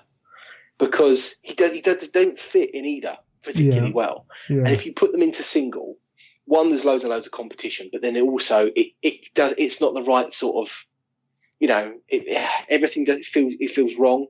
And then you put them into monster and it doesn't feel right. I think I'd really appreciate a Heresy category at Golden Demon. Just for that element of it. But whether that will happen, I don't think it will. Yeah. There's potential there that you've got. If it's Heresy category, then do you allow tanks, infantry, Primarchs, Mechanicum, and then it's a really wide... Tanks, for me, I would call it something like Horus Heresy character series. Or something along those lines. Okay, yeah. Because other stuff can fit. That's how... Because then ultimately you've got your Primarchs, you've got some of your special characters that can go into it. Tanks, no problem with them in 40k, the 40k tank category, because they make perfect sense to be there. What I do have issues with is the Primarchs, and that don't often fit very well into, and this happened previously. What was it? Was it last year or the year before? I think it was last year. There were people entering Primarchs into the 40k large or monster category, for them not to be like disqualified, but they were being sort of moved out, and then people were going, "Well, why are you doing that?" And because it wasn't very well publicised that they were changing how they placed them. There was a bit of uproar between, but you never said you were going to do this, etc., etc. Whereas I think that they could quite easily sit in their own category. I think there's enough people that paint them that are a high level to make it interesting to keep it. I mean, you could open it up to character series, and then if they do more 40k ones potentially as well. I mean, yeah, who knows? It's an interesting idea. I suppose you have the issue of, do you have too many categories already? I don't know. They have a lot of don't get me wrong. There's a lot of categories already, but I do feel as though actually there are some categories that they've got Blood Bowl team, they've got Necromunda gang. Yeah. So why can't there be a Heresy one? That's my argument. Yeah, I see that argument. I don't know the answer. What I was, so I wrote a couple of things down. You talked about, so we've got no Heresy Golden Demons specifically. All the Golden Demons disappearing, and it's hard for Heresy to stand out in the Golden Demon, the Prime, Yes, Golden Demon definitely. Prime, whatever you want to call it. We've got this attempt from both Blood and Glory and LGT, London Grand Tournament, to create the American style conventions over in the UK. Potentially there's an opening there for an independent painting competition, and allowing then Heresy to have its own own segment within that. Do you think the British independent scene could? I mean, we already have. To be fair, like, we're not suggesting anything new. There are Salute and all those guys who do their own painting competitions. So we're looking at a GW competition independently done. Yeah, pretty much. I mean, I'd be very keen for them to do something along those lines. I do think. I mean, I've only really competed in Golden Demons. I've never done a Salute. I went to Salute last year just to sort of have a wander around, and I will probably enter this year, the 2019 one. And we're obviously going to Crystal Brush at Adepticon, so broadening my horizons there. But I do feel as though there's not a lot else in the UK other than Salute that we really have. Sure. A lot of the other ones that the painters go to, you've got ones that are abroad. You've got Monty and things like that, which from all accounts are great. But I just feel as though we don't have much other UK painting competitions, and to have a pure painting competition, that isn't linked to a show. I'd love to see that. I don't think that's harder to do, isn't it? Because there's harder to do. You've got to justify people being in that place for a period of time. I think, to be fair to London Grand Tournament, they had a painting competition.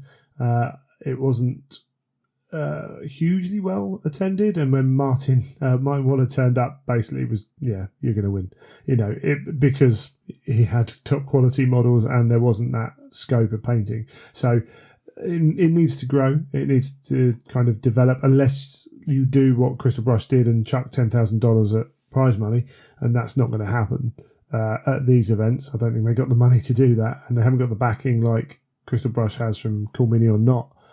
But it could grow out of something. I think there's potential for that. That would be quite cool. You mentioned the Weekender. I think you're right. I think it's there's a lot of. I don't know, it's a weird. I think if they'd moved venue whilst they were at the top of their game, I think there'd be a lot of excitement. But we've had a couple of Weekenders that have been below par, and now there's this apprehension. And then with the announcement of it as well, and all that was kind of mishandled. At the end of the day, we know we're going to go and have fun chatting to people, but the event needs to be good as well. Definitely, yeah, and it needs to be more than just here's a black book as well. Or for all that we need the black book there, we need to see stuff. At the last Weekender, we saw models like the Dreadnought Drop Pod was bought out. I was reminded of this by listening to the Company of Legends guys. We saw the Ordinatus Mole. We saw the new the Porphyrion, the other version of the Porphyrion, the Acastus Knight, kind of shown a little bit, and there were a couple of other things as well. We still see an Atomantic Purveyes at every event we go to. We've seen that's going to be a running joke. I don't think it's ever going to get released. I don't think that Forge World believe it will sell. Much like... I think now they probably look at it and go, we might have left this too long. Maybe. So apparently they did look into Myrmidon weapons packs, but the price was, they deemed the price too high to be able to put them out, and the reaction or whatever, or people wouldn't buy them or what have you. That's what I got told by staff. How true that is, but that's what I was told. I wonder if the Purveyes is in that, or maybe they're waiting till they've got like the rockets and the Purveyes and something else, and they'll release a pack of 3. I don't know. But we've got some models there that we've almost a year And that Dreadnought drop pod, admittedly, they bought it because they had a lot of questions about it. But it's like, I don't know. I know they've been stretched, but I think we want to start to see some of those models coming out. And with the way they do their thing now, the 3-month-ish kind of schedule of release, because Scoria took a little bit longer than that. That's fair enough. That's cool, But I kind of don't want to see stuff too early on now, because you do sit there like that. Pervades is a constant reminder that they haven't released it every time, It's an interesting one. They've got to get that balance right, and it's really hard. I don't know if there is a definitive correct answer on it, but it'll be interesting to see kind of how much they do show, because there needs to be enough there as well to entertain and entice us. But it'll be really interesting at the Weekender, I think, on that one. And you mentioned regular, definitely. You mentioned regular drops as well. I absolutely agree. I think if you've got 6 items that you're due to put on the website in June and you've got none in July, then give us 4 and 2. If they go together, I think the when you're creating content online like YouTubers, if they put out 3 things a week, they put out 3 things a week, and it happens every week, and they don't miss out, because as soon as you start dropping off a schedule, people start to question why. And it's harder for Forge World than it is for Games Workshop, but if we have a release every month, at least people are just reminded that it's there. Maybe they visit the Forge World site. There's a Warhammer community article about it. So I think there's a real validity in doing that. And it would be good to see from Forge World if they could do that. One thing I would like, and I know they kind of talked about the rules being like not updated again and things like that. I would like to see, with Forge World doing so well, I'd like to see them actually kind of keep an eye on the rules a little bit more, and those, an FAQ doesn't have to be a huge document. It could be the odd thing. If there's something that is really causing a problem, just throw it out there. Just even if it's 2 items, just change them. If people are getting their, kind of wound up by it, we're going to get a black book. There's going to be issues in that black book, because no product is ever released to the people in any gaming system where questions don't arise. I would like to see that black book get an FAQ in 6 months. Yes. I think as consumers, when we're buying a £70 book, that's actually quite a fair expectation as well. So I would like to see it. Of course, the independent events will come up with their own answers, but it means that much more when it comes from Forge World. Rightly or wrongly sometimes. But I think what they should do is if they release the black book at the Weekender, the last seminar on the Sunday will be FAQ. And then everyone gets to fire their questions at their games designers, and they FAQ it then and there, and give you a definitive answer. The problem is people ask stupid questions, and that's why you get FAQs where you're like, really? Someone asked that? It's like, turns out loads of people did. I also think... Turns out loads of people ask the same stupid questions. Yeah, absolutely. So I talked a little bit earlier, but part of the problem with the Heresy is we rely on these black books for changing things, and we get very little outside of those rules wise, and that's fine. That's what it is, and we have to accept that to a point. I believe they could, so one of the things as an event organizer at the moment is whenever you pick a mission that is not one of the 6 basic missions, people look at you like, what is that? And there are some really awesome missions, but what it proves is that 90% of the time, it appears, people play the same 6 missions that come in that rulebook. And I don't actually think, some of them aren't that good, right? Or have issues, should I say. They're all okay, but they have issues. I would love it if in 9 months' time, they come out with even a free document thrown up online with 6 new missions. And then all of a sudden, not only have you got 6 new missions to play, but you've got 12 missions moving forwards then to mix in and around.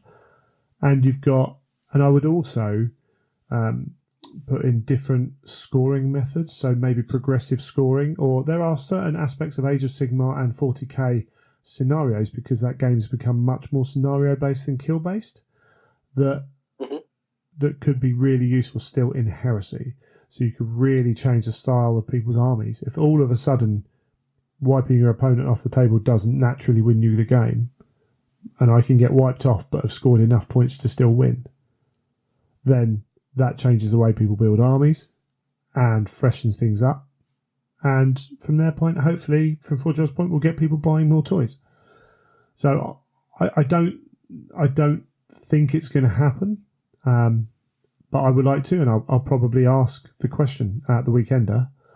What are the chances of even if it's just 6? And I know there's playtesting involved. No, it's not just writing. Well, you can just write 6 scenarios, but to get 6 scenarios that are decent, you have to playtest them, and that's fine. I appreciate that, but we spend £70 on these books. I look at my Horus Heresy rulebook collection. There's quite a lot there, and I look at all the models, and I'm like, throwing out even 4 new scenarios in 9 months' time, I don't think that would be necessarily a bad thing. Free of charge on the website, gets people visiting the website, all that jazz. I think that'd be really cool. Yeah, I think it's a good shout. But talk about wish listing.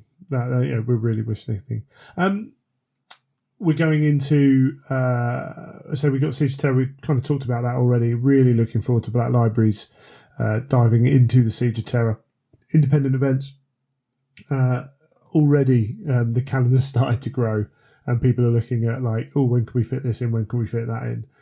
From my point of view, we're doing Cardiff again. We're doing Blood and Glory. I'm looking around at some guys in London who are looking at putting on more events. There's a couple of venues that have popped up in London. We got the Spartanax guys doing all theirs. The Frontier guys are pushing forwards and looking for new things to do. All that has pushed me to look at the way I'm doing things. The Company of Legends guys putting on their 2 up there, looking at how they change stuff. I can see 2019 being even better from an independent event, certainly in the UK, than it has been in 2018, which is great and what you need. Mm-hmm. And in the beauty of it is, like the Eastbourne events, the first one's happening while I'm going to be at a different an Age of Sigmar event, but I know that there'll be another event that's actually only an hour and a bit away, which for me is 2 years ago was rare as rocking horse manure. So the fact that I've got options within that driving period of time is fantastic. And if you haven't got anything, I do feel it's I feel bad for you, but in the UK certainly that's kind of people are taking it on as a bit of a challenge to do stuff, and I think that's great. We'll keep encouraging. Oh, definitely. Moving forwards, have you got any real targets then for 2019 or goals or?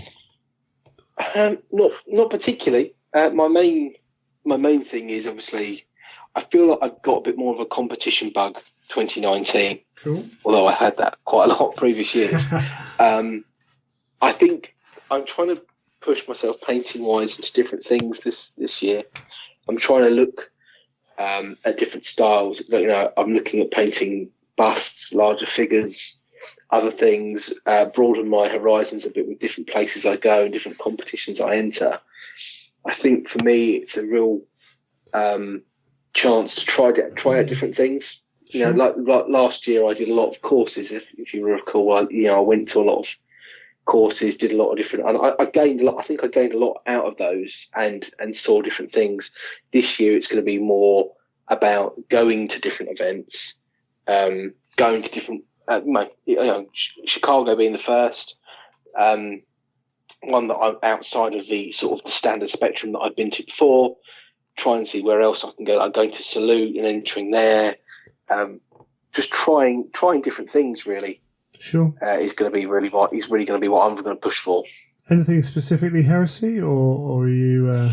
Well, I've got a ton of Heresy ideas up my sleeve.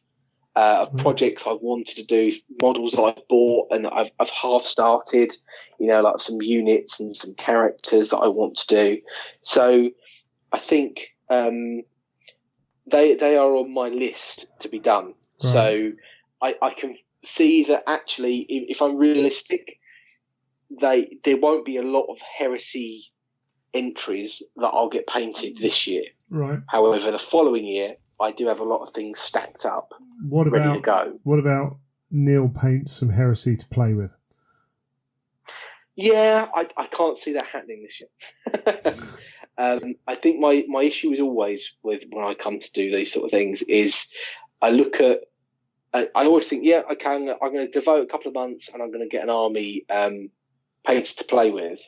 And then where other timelines slip, that's the first thing that can be cut out of a schedule to save some time, if you know what I mean. And it's difficult for me because, when I get the competing bug, it really can take over my life. Sure. It really does dominate everything. And then when that is often over, so like the weekend after a big competition, it's like burnout. It's like, I just need to stop painting for a bit. Fair enough. And then, and so it's going to be tricky. I mean, I've got my Night Lords army that needs paint put on it, and I've had as always, have loads of ideas for other armies and other things that I could do. But I'm just, if I'm realistic, that won't happen this year. If the one thing that could spur that on for me is if the Black Book comes out and it's really exciting, and I think for me to paint an army, I need other people in my sort of close circle around me to be wanting to do it as well. If you know what I mean, like be saying, "Oh, come on, let's get an army done. Let's start a campaign. Let's play on like these nights in a week, and get something done." Without that, then I'm just absorbed into competition painting. Okay. Because it's easier to do that. If you know what I mean. How about I come up and play you at some games and we meet and do Surrey Spartans and do some gaming? Yeah, that's a great idea. I can't see it happening. Right. How about we start with some Zone Mortalis? See, I'd love to do some Zone Mortalis because I've never done any Zone Mortalis. Right.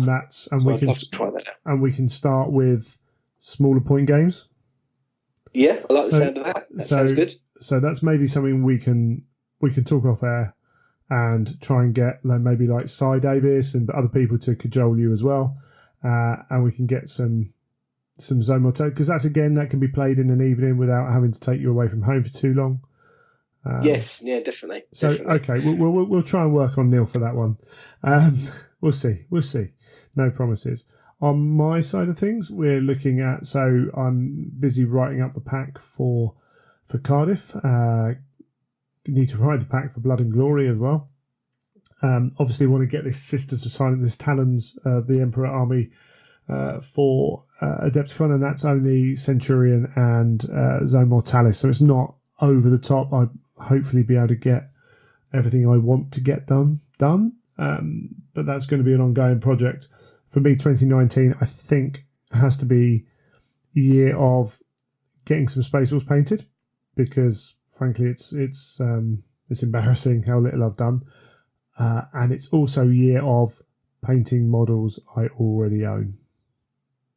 So there's going to be a definite attempt to spend less on models this year. I'm going to try and keep track. And the money I do spend on models, I will try and keep within what I've recouped from selling stuff. We'll see how that goes. It's not a promise. It's not I'm not setting myself up to fail on this one, but it's definitely something I want to try and get better at, manage my hobby finances a little bit better and not splash out as much. I'm going to go and buy the Black Book. It's going to happen straight away, immediately. Yeah. I'm not stupid. I'm going to go and buy all the Black Library books as they come out, and and I'm going to get the special editions of Siege Terror if I can. So there's a certain amount of money that's going to go out the door there. I'm not naive in that. When Adeptus Titanicus release another Titan, if they do that this year, I'll buy at least one of those, and I'll get nameplates for it. There are things that I would definitely do, but I want to resist the urge to buy stuff knowing that I won't get around to paying it for 2 years, because it's crazy. Yeah, it's easy to get caught up in the hype. I remember when Dawn came out at the last Weekender, and so, in the queue saying, "Yeah, no, I don't need him. No, I don't need him. All I need is I'm just going to get this one item because it's something. It's limited edition. I'm going to get this." And then as that queue took ages to get to the front, picking up a Dawn, buying a Dawn, and then just talking to someone going, oh, I can't believe it. I've crumbled. Because it's so easy to get caught up in that sort of, that, I can just buy it now. I'll buy it now and I'll get round to it. I'll get it done at some point. When really, it's not going to happen for a very, very long time. Yeah, absolutely. And then also part of the money thing is going to events. I want to go to a few more events this year, and maybe some of those are one days, like Spartan Axe. I went to that one day in December. It was cracking.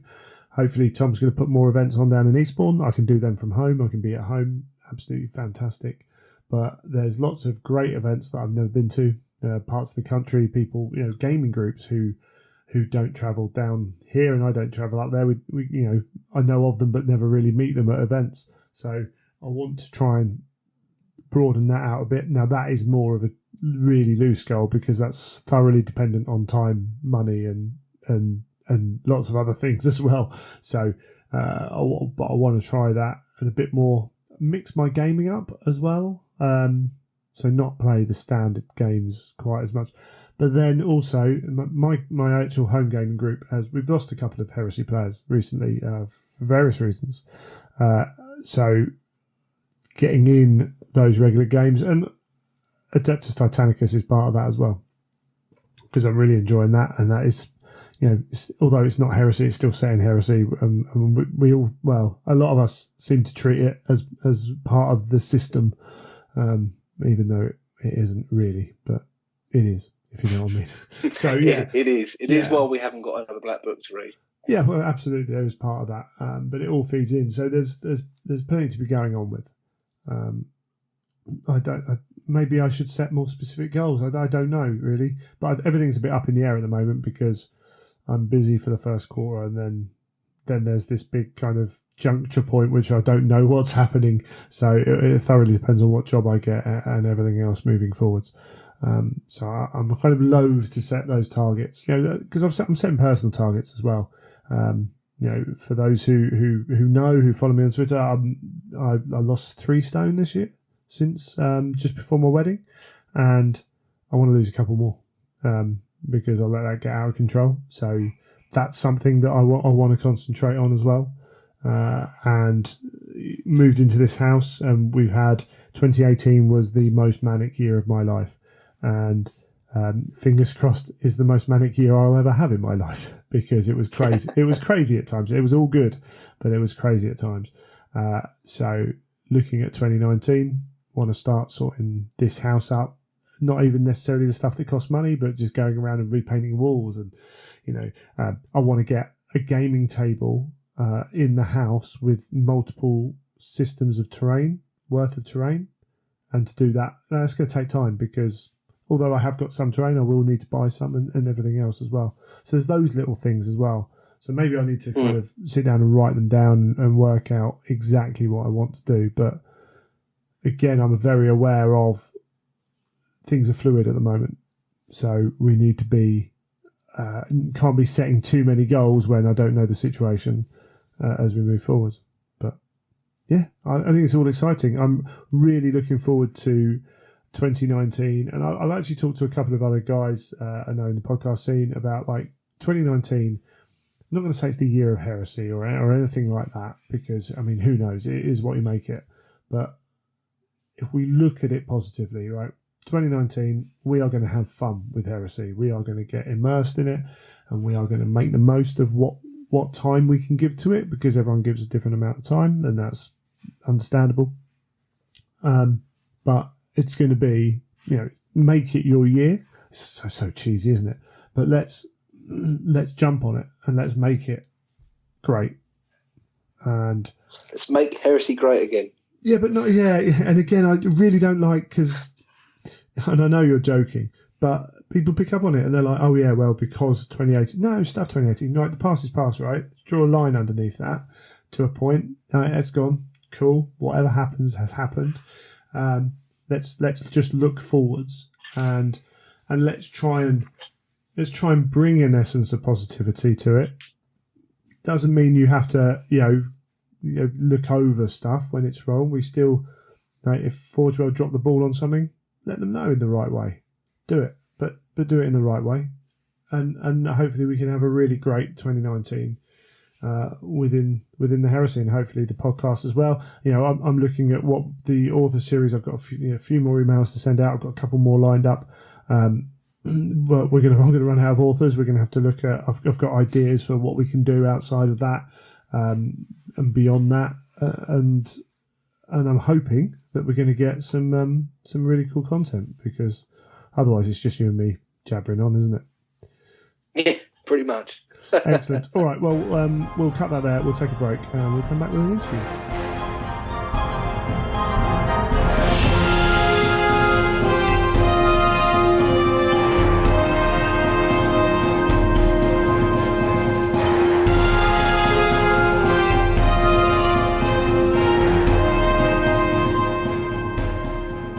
Well, joining us now, we have Mr. Graham McNeill. How are you doing, Graham?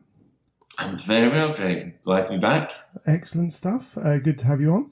And, you are one of the guys who was there at that very beginning of the Heresy as a novel series. Where did you find out that the Heresy as a set of novels was going to be a thing? It's one of these things that you forget sometimes just how long ago that was. I was still working for Workshop at the time, so it would have been sometime in early 2005, late 2004. It was something that, it was a concept that had been batted around Workshop and Black Library for a while, but then eventually we felt, I think, that we as writers, editors, artists, creators were at a point where, I think we have the skill sets, the talent pool, the will to do it. And at that point, there kind of became a sort of, as I remember it, there's a sort of critical mass kind of got reached of, let's just do this. Let's get people in a room and see what level of enthusiasm there is for this, what level of story we can pitch, what scale of story we can pitch. So there was a whole bunch of people got invited to GW for the day to sit in the boardroom, and it was like myself, and Gav, and Jim Swallow, Dan Abnett, Nick, Lindsay Priestley, Alan Merritt. There's all a lot of very people that I was quite intimidated to sit in a huge room with them all. Sure. And then Alan Merritt gave us the big kind of outline of, okay, this is, rumor control. Here are the facts. This is what we were. This is what the Heresy is, and the themes underpinning it, and so on. And sure, some of that, through repetition, through storytelling over the years, has kind of either become diluted or changed along the way in ways we hadn't really intended. So here's what the sort of underlying truths of the Heresy are and where, and what we always intended. So we that was great, because there was so many things in that either I'd forgotten about or misrepresented in my own writing. So to actually hear it sort of repeated back as, from the source of truth was great. And it really filled the room with a real kind of enthusiasm for what we wanted this story to be. So at that point, we all started talking about it, and immediately the ideas were just spinning out, and people coming up with plots and ideas and so on. And it was a day that is, very firmly etched on my mind, for just looking around the room and seeing everybody's faces just lighting up with enthusiasm for like what this could be, the great stories that could be told here. And I remember sitting next to Jim Swallow at the time, and as Alan was talking about the drama that went on between Ferrus Manus and Fulgrim, I just wrote on my pad, filled the page, I must write this story, and showed it to Jim. So even from that point, I knew exactly, it's like, this is amazing. That's a story I want to tell. This is a story I want to tell. I absolutely want to be part of this. Sure. So you say you were working for GW at the time. What were you doing for GW? At that point, I was working in the games dev team. Okay. I mean, I'd started. I came to workshop following an advert for a staff writer, which from talking to like Gav and Andy Chambers at the time, I think that had been envisaged as a much more of a journalistic kind of role. Sure. Looking at, like reporting on grand tournaments, talking to like painters, how you would talk to the heavy metal class. How did you do this model? What sort of things are we going to do for reporting on events in the studio and stuff like that? But I think very quickly it became apparent that was less where my skill set lay. Sure.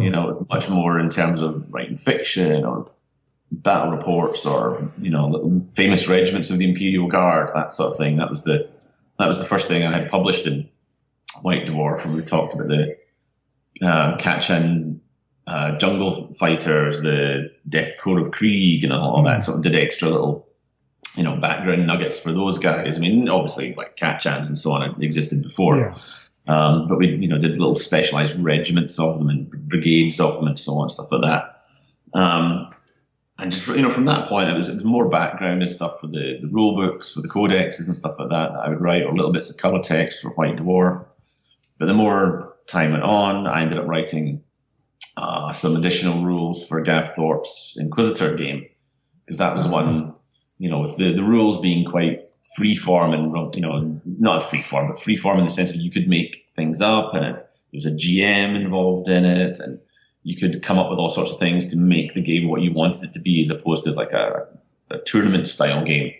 So I ended up writing a bunch of rules for that with Phil Kelly, and he and I and Gav ran some narrative campaigns for that. And through the course of that, I've ventured more into the rules writing side of things as well. So from there, I ended up writing stuff in some of the Space Marine codexes. Black Templars Codex is one of the last ones I wrote. Empire.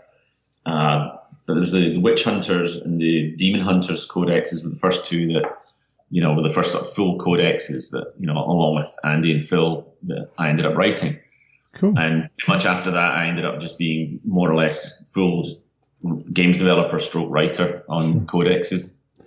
So it's fair to say you had kind of a wealth of working with other people whilst you're writing then, and this is something that is not necessarily, it's common enough amongst the writers who've ended up working for Black Library, in that there's a good mix of people who have and haven't. I'll kind of ask this question to a lot of people. Mm-hmm. Did that first meeting feel much more comfortable from the experiences of having been sat around a table discussing with fellows? Without a shadow of a doubt. I mean, collaborative working is some of the most satisfying things that I've ever done creatively. I mean, working with Phil on the Demon Hunters and the Witch Hunters Codex was tremendous fun and creatively satisfying. Working in a team like that, in the games dev team, the ideas and the creativity you spurred yourself and others to only came about through that collaboration. And the Heresy was no different. I mean, those kind of collaborations are built and succeed on the basis of trust and respect. And the guys in that room, I love and respect and love their work tremendously. And being in that makes it an environment where you are not afraid to say something or pitch an idea that might end up being shot down as being stupid and so on, because there are no stupid ideas, and once they're in the mix of the room you can go, actually, that is stupid, and it is shot down. But being able to be with fellow creatives whose opinions you trust, whose intentions you trust, and whose skill sets you trust makes it a hugely rewarding environment to work in, because you can say all the things you need to say and they can say all the things you need to say, and you've got just the right amount of ego in the room. Sure. You've got the right amount of ego to pitch your ideas and defend them and think that they are good and worth hearing, but not so much that you will fight to the death to preserve it over all else, even if actually you, in your heart, actually this isn't as good as something so-and-so is pitching and what have you.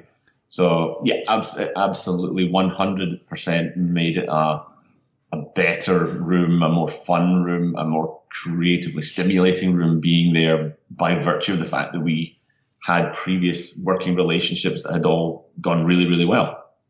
Excellent. And obviously, we start off the Heresy with you and Dan writing the first two parts and working closely together. How familiar were you two working before this? Is that something you fell in naturally? Yeah, I mean, Dan had been in the studio a few times before then, talking some stuff through, like with Imperial Guard, with that he'd been working on, with the Tanith stuff. I mean, that I knew him to chat to, and we were friendly. Yeah. But yeah, the working in the Heresy projects was, I think, the beginning of our friendship. Because when you're working in the guts of each other's prose and the work, you kind of have to throw aside any kind of pretenses to not being there, because you are touching their work at a very primal, intimate level. So that very quickly, because Dan is such an extraordinarily nice bloke, it's hard not to warm to him and become his friend just by seeing how good he is at what he does. Sure, yeah, absolutely. And I find that with a lot of Black Library authors, to be fair. I've said it a number of times, it's a group of people that you would hope that every group could be, and very, very few groups are. So from the outside looking in, obviously. The amount of times I've read the people's work and seen them at events, and I think, oh God, I hope they're nice, I hope they're nice. And they've all, without exception, turned out to be great. I've really, that's one thing I missed for a while when I, sort of went out of the habit of writing for Black Library regularly when I came to the US. The thing I missed almost most of all creatively was working with that group of people, because it was so stimulating and interesting and exciting to do that. And, even beyond the work, it was just a fun group of people to hang out with. I mean, I remember we went over to Canada, to Chestermere, because Gemma Noon organised the Black Library Expo over there. And that was a phenomenal trip, because we all went over there, and the expo itself was great fun. We spoke to loads of readers and hung out and signed books and, nerded out about space war and bolters and aliens and stuff. But from the point of view of the group of us traveling, it was like a big family on tour. We had such an amazing time together. It was like Dan and Nick were there, Jim and Mandy, Aaron and Katie were there, me and Anita and the kids were there. It was just phenomenal fun. We are, it's like to touch on what I said before, that group dynamic, when people get on well and like each other, they work a lot better together. Yeah. Yeah, absolutely. So we've got like False Gods, as working on that. The Heresy's been announced. As fans, we're all super excited. Did you feel any of that pressure? That obviously you'd written various books before for Black Library, but now we're dealing with the Heresy, the kind of grail of 40k. Was there any extra pressure you felt in that, or was there just this excitement, this kind of attitude of I really want to get to grips with it? It was pardon me, it was both. It's like in writing it, I was transported back to my 15-year-old self playing Epic in the back room of my parents' house and reading over the stories of Leman Russ and Angron and Magnus and all the others, and thinking, wow, if I could tell 15-year-old me what I'm doing now, his head would explode right there. So from a personal pressure, there was something of that, because I thought, I want somebody who is 15-year-old, whatever year old now, reading this, going, wow, I love this is great, and then looking back and going, and maybe doing something like that, this themselves, something creative, and going, yeah, I remember getting to work reading this when I was that age, and now I'm getting to work on it. So from a personal point of view, I didn't want to let 15-year-old me down. From the Black Library reader's standpoint, I don't think it hadn't properly hit at that point, because at this point none of us knew. I mean, when I was sort of planning out what I thought I might do, given what Dan had already told us in his synopsis, what he planned and intended to do, it hadn't really clicked that there was anything not special to this. That there wasn't. This was another Black Library book, and like all of them, I strive to do the best job I can and hope people like it and so on. As the series went on, and we realized just how popular it was becoming, and the expectations and demands that were being rightly placed on them, suddenly then you were like, oh wow, because everybody was really raising their game for these books, and nobody wanted to be the one who people would say, well, finally, they released a Heresy book and it was this guy that did it.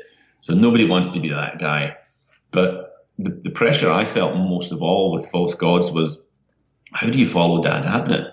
Because The Horus Rising was such a tremendous book that, it wasn't like False Gods could be a separate book and just set in the same world and a different own thing sort of thing. It was a direct follow-on from that book. So it had to have the same characters as, take on their arcs, pull them further forward, and be as good a book, if that's possible, than Horus Rising. And that was a huge amount of pressure to, feel that I'd done the characters that Dan had created so brilliantly, and that I could do them justice, to feel that this felt like the second book in a trilogy and that the characters matched up to how they'd been described before. So that was a pressure more than anything else.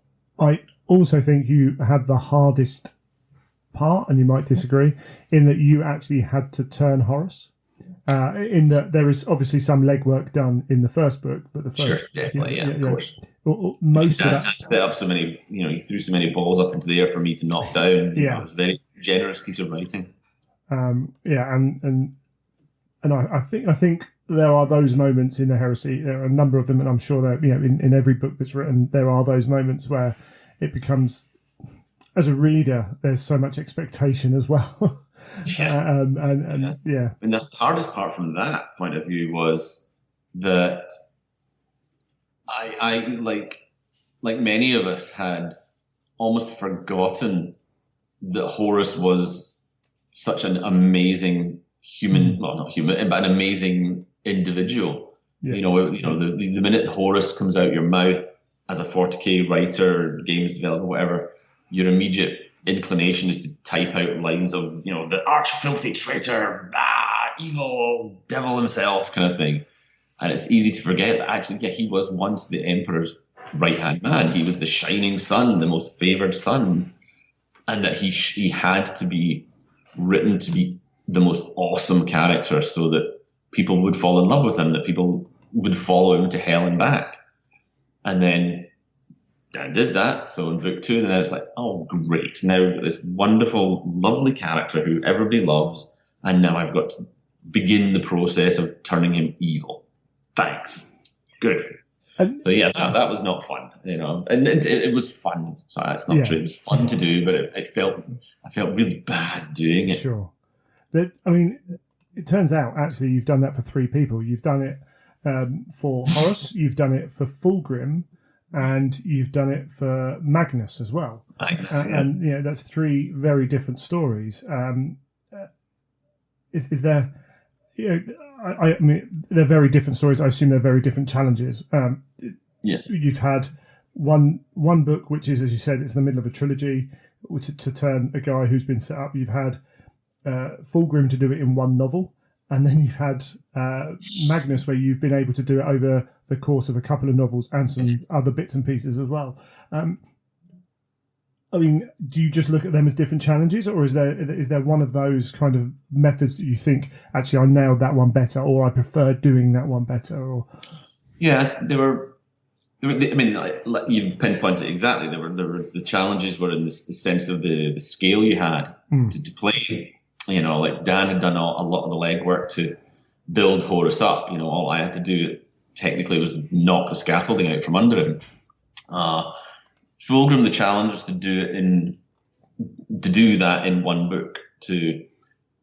Because a fall of a character only matters if we've seen them up high. If they're already in the gutter, sure. The fall doesn't make any difference. They're halfway there already. So the challenge was to make Fulgrim at the beginning of the novel actually, somebody worthy of being a Primarch, of being followed by 10,000 warriors and beloved by all, kind of thing, and then dash that on the rocks. So doing that in the course of one book, knowing the various tent poles we had to hit, narratively speaking, along the way, and doing it in a way that felt that it wasn't too an abrupt 180 from, I am a lovely man, patron of the arts and beloved by all, and I do poetry, and turn the page and next thing I'm crucifying people by their millions in the roadside, sort of thing. I've talked about this a few times, the way of, having each indiscretion or each step towards evil being small in and of itself and excusable. The tiny little, the white lie, what have you, that you tell yourself, the little bad thing you do, oh, well, that's not too bad, everybody's doing it or whatever. But by the time you've done 100 of those things and look back and go, wow, I have come a long way, I've fallen very, very far from my noble ideals. That was the challenge of that book, because I knew it had to be done in the course of one novel. With Magnus, again, it was, I think you're right. I'm drawn to characters who fail, that Shakespearean hubris, that Shakespearean tragedy, rather, of, the hero being undone by the flaw that they can't see in themselves, whether it's Magnus's hubris or Fulgrim's arrogance or what have you. Those are, the tragedies are the stories that I'm most drawn to in terms of, like Hamlet, Julius Caesar and so on. So those kind of stories are the ones that really, good men undone by a terrible flaw. Sure. Or, that's kind of a metaphor for the heresy, if ever there was one. And those are the ones, with Magnus, again, it was fun to take a character who was divisive in some ways, in the sense of, on the one hand, he got exactly what he deserved. He was absolutely warned over and over again not to touch these things, and he did it anyway. But on the other hand, I see things you don't. I can help us. I can, his flaws came from a good place. He wanted to show his fellow man what he knew, lift them up to show what he could see, and so on. Do it for the betterment of all, but by doing so, he took away their agency. Well, he did the knowing better for everybody else, and that zeal of being certain that you're right can be very dangerous. So those kinds of stories, those kind of character flaws are the ones that I'm really drawn to writing. Sure, yeah, and Thousand Suns is a really interesting book in that I use it to damn Magnus. And a lot of people will use it to defend Magnus, which is strange. I think in a way it's strange for the Heresy, in that usually a Legion's focus book is their book, and if we look at their propaganda, if we look at Vengeful Spirit, Vengeful Spirit made Perturabo relatable in a way that not many stories do. To use your examples, but Thousand Suns really does tread a fine line, as it was intended to. Yeah. Dan and I had many, many, many conversations during the writing of both books as to how best to approach the who was right, who was wrong angle of things. That the order in which you read them would play a part in that.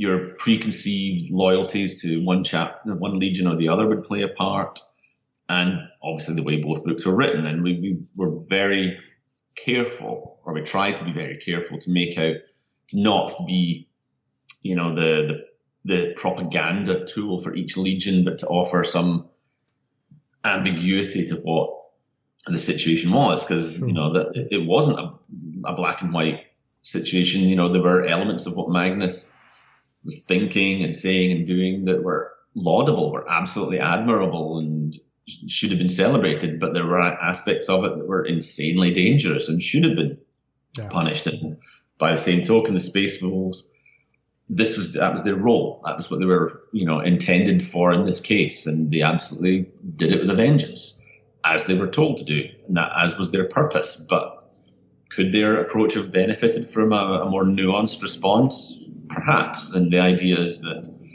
both books mesh together and take you to the point where you can have that discussion. The debate still, I still see it raging wherever, I speak to the readers or in person or online, that, you see the hashtag, Magnus did nothing wrong, and quickly followed up by, Magnus got what he deserved, and so on. And these were books that were written nearly 10 years ago.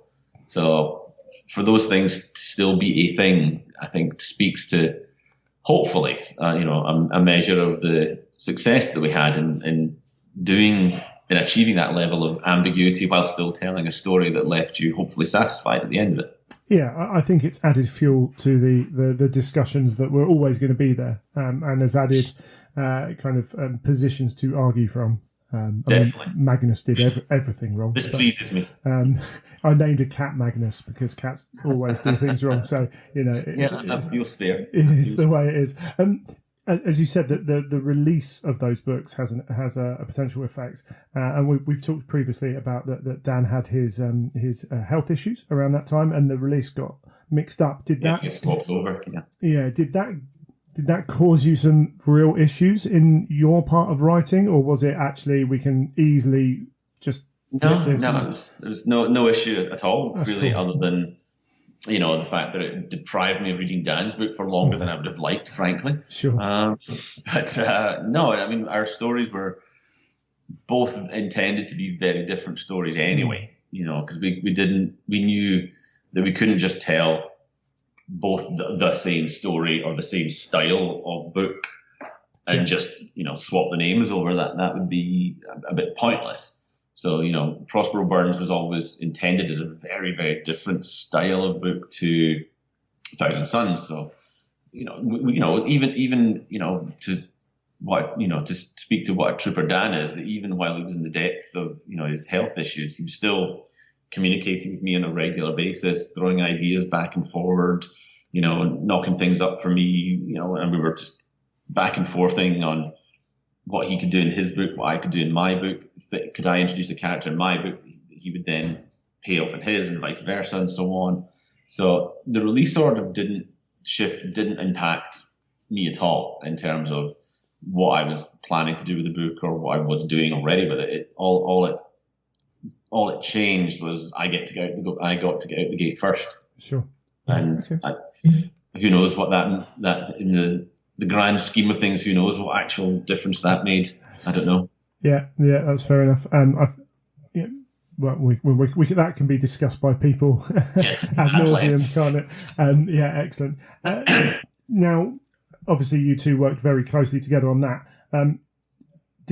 Was the chance to do Prospero, was that something you both jumped at? How did that come about? Was it, we need to do Prospero, it's a two-sided story, let's team up again, or was it, how did that come about? It was a lot of the story came about in Heresy through a mixture of factors, whether it was, narratively speaking, at this point in the Heresy, we need to do a story about X, whatever that is, who's free, who's interested in that particular part of the Heresy, who's got a particular yen for that legion or what have you. So, for example, I'd long thought, should we say, that I would probably do a novel about the Battle for Calth.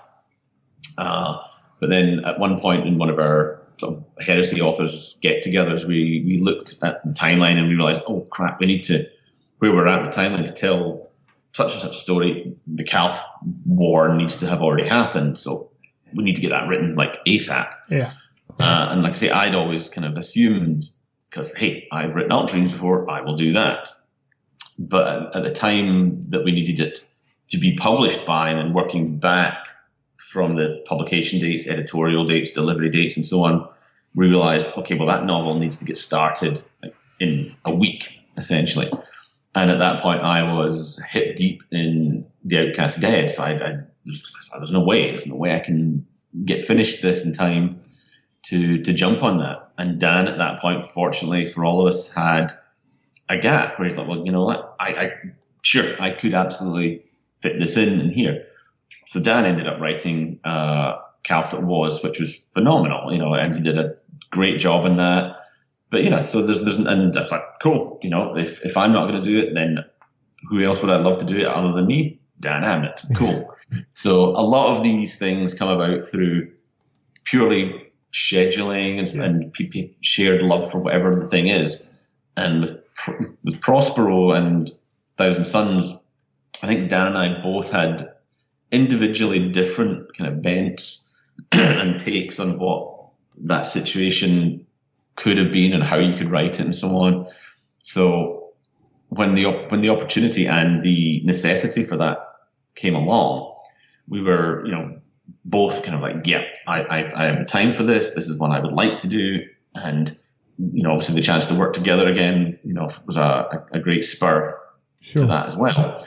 So when we, and again, I've spoken about this before, is that we were all, it was myself, Dan, Jim Swallow, and Nick Kime were in the room. Then we were talking about Prospero and some stuff Jim wanted to pitch for his novel Nemesis, and it just turned into this gigantic brainstorm of Prospero, where we started figuring out, okay, what happened? Why did it happen? How did we get there? What are the consequences? Who are the players involved? And lore-wise, as it turns out, what are a few of the, if not contradictions, then at least what are the bits of the story that we can't quite wrap our heads around? Well, why did they do that? Where was the fleet action in orbit? Why did this, that, or this, or the next thing happen or not happen? And over the course of that, and that was like, from morning, it was like morning till nightfall, we were talking over this. And it became quite apparent over the course of the day that, because originally Dan was slated to do the Thousand Suns and I was slated to do the Wolves. But over the course of the day and through the revealing questions we were coming up with and answers to those questions and ideas we were pitching for each of the legions and their motivations and their characters, eventually it became quite clear that I was leaning far more in the direction of Thousand Suns and Dan was leaning far more in the direction of the Wolves, because it's, both of them had aspects that we didn't quite get or didn't quite understand. And I think for both of us, that is a real spur to writing about a thing. If I don't understand it or get it or know about it, I need to do more to get to that space where I do. I need to really dig deep and figure out what makes these people tick and what makes them interesting. Because clearly, the players and the fans love them. So, and they have reasons for this. So I need to find out what they are. I need to understand them. So the more we spoke, the more we realized that actually we're coming at this from the wrong angle. So we kind of looked at each other and went, do you want to swap? And that was basically it. It was like that. In that instant, all the pieces just kind of fell into place. It's like, yes, of course I should be doing the Thousand Suns. Of course Dan should be doing the Wolves. And from that point on, it just, the ideas flowed even faster. And now that we were realizing that each of us was digging into the particular legion that we really were deeply invested in and wanted to know more about, it became, a much more fluid day. And, like Jim and Nick we were all just riffing off each other, coming up with ideas for it. So at that point, it was just, we have to break, it's like, getting dark, everybody's leaving the office and they're shutting up behind us. And we need to go now. We need to go and actually start writing these things now. Because up until this point, some people may not be aware that the Space Wolves were very much the old kind of view of the Space Wars, the 40k view that we have, and it was these two books where they changed into the 30k view of the Volca Fenricia that we know now. How did that happen really early in that process? Was that something you both talked about, or was it? That was all Dan. Dan. I mean, I'm putting words into Dan's mouth here, but I think that's fine. I think to boil it down to its simplest kind of trope, Vikings in space. Yeah, it felt kind of like we didn't quite get it. We're both big fans of Bill King's original Space Wolf books, but that notion, or it felt like a very 40k version of what the wolves were. It felt like that was something they had either evolved into or was like a representation of something older. Like a reflection of like modern myths being reflections of older, darkened pagan stories that are quite disturbing when you learn the truth behind them. It felt like that was like an appropriate kind of motif for the Space Wolves, that they were something darker than anything that we'd quite realized before. So that level of cleverness, of cunning was, that was all Dan. Dan came up with all that and invented all their traditions and the look of and feel of the eight and so on. It was, tremendous. Cool. And with the Thousand Suns, I wanted to really kind of acknowledge the sort of overt Egyptian kind of themes that were there in their imagery and their naming conventions and so on.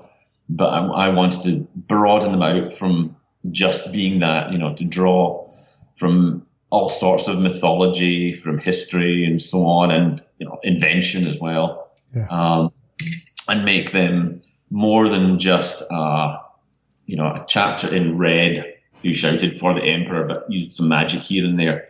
I wanted to give them their own character, their own flavor, their own mythology behind them, their own organizational structures that were different from anybody else, so that they felt unique, and that that I could be bringing something new to the table as to what people's expectation of the Thousand Suns were. Sure, I think it's just my own thoughts here. It's probably that the Space Wolves are the ones that it's more obvious in, and in fact, it's probably happened to every Legion we know about, but some are more subtle than the Space Wolves. That's cool. So, I mean, we talked about a number of books so far, and I'm looking at a list of what you've done. False Gods, Fulgrim, Mechanicum, Thousand Suns, Outcast Dead, Angel Exterminatus. They were the first. Angel Exterminatus was novel 19, I believe. So you did a third of the first 19 novels. Do you write quickly, or is that part of what you do, or was it this was your workload? A bit of both. Yeah. There are plenty of writers who are quicker than I am. Sure. Gav Thorpe writes like a machine. He's very, very quick. I think it's just the way I look at it is not as being especially quick or anything, but I was very disciplined. This was my day job. I got up. I treated it like a day job in terms of the hours that I put in. I was up. I would get the kids to school, and I would be up. I'd be working by sort of 8:15, and I'm, with occasional like a break for a cup of coffee, get some lunch, go to the gym or something. I finished at like 5:30, home by 6 sort of thing, or came out of the office at 6 sort of thing. It was my job, and I could not impose any less a level of discipline than anybody who had to go into their office. Sure, yeah. To work. That was just how I eventually, not eventually, but very quickly when I went freelance first of all. I realized that is the level of discipline that I need to make this job functional, to pay my mortgage, to have money to eat and keep a roof over our heads and what have you. Yeah. I'm relatively quick. Discipline doing every day as a day job, and often in the evenings now and again at that point. But yeah, that was the job, and I loved the work as well, which always helps. Sure. So I loved what I did. I wanted to tell the stories as quickly as I could, to get them into the hands of the readers as quickly as I could. And yeah, I mean, I wasn't the fastest, I wasn't the slowest, but I was this I was like the demon from It Follows. It may not be chasing after you, but it will get you in the end, and it never stops. Is it fair to say that the Horus Heresy had grabbed you then? Because I assume there's always a certain amount of luck, because you've got to be available to do the next project anyway. But obviously, as I say, a third of those first 20 books essentially were you. A little bit of luck with timing, but also that it grabbed your attention. And you enjoyed it. Yeah, that's cool. Like I say, going back to 15-year-old me, that you're given the shiniest toys to play with. Of course, you want to do it, and when I say there was the timing of things, because I wrote, False. I remember going to do a book signing for False Gods on the day it was released. Was the Saturday after the Friday that I had just left Games Workshop. Right. I left Games Workshop on the Friday, and on the Saturday I was down in London doing a book signing for False Gods, which was it was one of the if ever I have nightmares, it's usually of that day, just because it was the first day of the World Cup, and England were playing Brazil on that Saturday, and it was a blazingly hot summer's day in London. So I sat in Forbidden Planet, hoping people were going to turn up. And I was like, England are playing Brazil right now on the opening game of the World Cup on a hot summer's day. Nobody's going to be here. And I think one person turned up, got their book signed, and that was it. So yeah, that was false. I mean, I was writing Fulgrim at the time that book came out. Or I was just starting it, I think. So at that time, suddenly, going from being full-time employed and writing at the evenings and weekends, what have you, to being suddenly a newly released into the wild freelance author. Yeah, I did have, so to speak, time on my hands. And the demand suddenly at that point we realized was like, oh, there's a lot of people want all these books, and there's all these stories to be told. And I'm big style going, I'm free and available. And the books I'd done up to that point, I'd obviously, they'd done reasonably well. So it wasn't a stretch for BL, Nick and Lindsay to go, sure, let's get Graham writing more of these books. Yeah, absolutely. And I remember someone asking me... God love him for that. I remember someone asking me not long after Mechanicum had come out, actually, about some of my favourite books. And I think I picked out Fulgrim, Mechanicum, Defenders of Ulth 1, and there was something else. I was like, they're all Graham books. That's really weird. But yeah, it's good. This is why you're my favourite. Yeah, absolutely. Well, I've got to say the right things. We're not going to go for every book. We haven't got time for that. I just wanted to put up The Last Church. I don't know how it is for you. I don't know if people talk to you about it, but it's one of the stories that the shorts particularly that is pulled out a lot. I've seen you post on Twitter about meeting Richard Dawkins and things like that, so I can assume from that there's a certain viewpoint into your thought structure on that kind of stuff. That would be fair to say. Yeah, that's cool. Last Church working on it and then releasing it. Have you had much kind of back from that, and how do you feel that process went? Yes. Of all the short stories I've done, it's the one I've by a country mile had the most commentary and chats about people. It was a story that I'd been asked to do a short story for the Tales of Heresy book, and I was a late comer to that book because I was finishing off a novel. I forget which one it was, and by the time I'd finished the novel to the point where I was like, right, yeah, I can devote time to doing a short story for this book. A lot of the others had already either been written or were they'd been, synopsises had been sent in for them. So I spoke to Lindsay and said, look, can you send me a copy of what you've got so far so I can read it and see the kinds of stories you've got in it, the legions and what have you, just because I don't want to replicate effort that's already been done, because a good short story anthology requires a level of texture to it in terms of content, style of story, action stories, murder mystery stories, love stories, whatever. There's something of variety that makes a short story collection, work or not work. Yeah. And when I read the stories in them, and they're all great stories, really enjoyed them, but I was like, okay, it's quite an action-packed anthology here. There's lots of stories of daring do and chainswords flashing and bolters blazing and all this sort of stuff. But I thought, well, there's no time to pause for breath here. There's no time to take something a bit more measured, So the challenge to myself at first became, okay, can I write a story that is exciting and interesting to me, that does not involve bullets and bolters and everything on fire and people running around shooting stuff?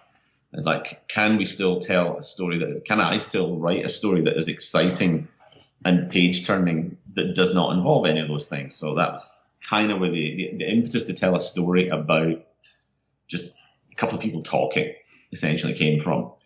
And from that, it was the next step was, who would these people be that would be interesting enough that the reader would want to spend time with them for the length of the story?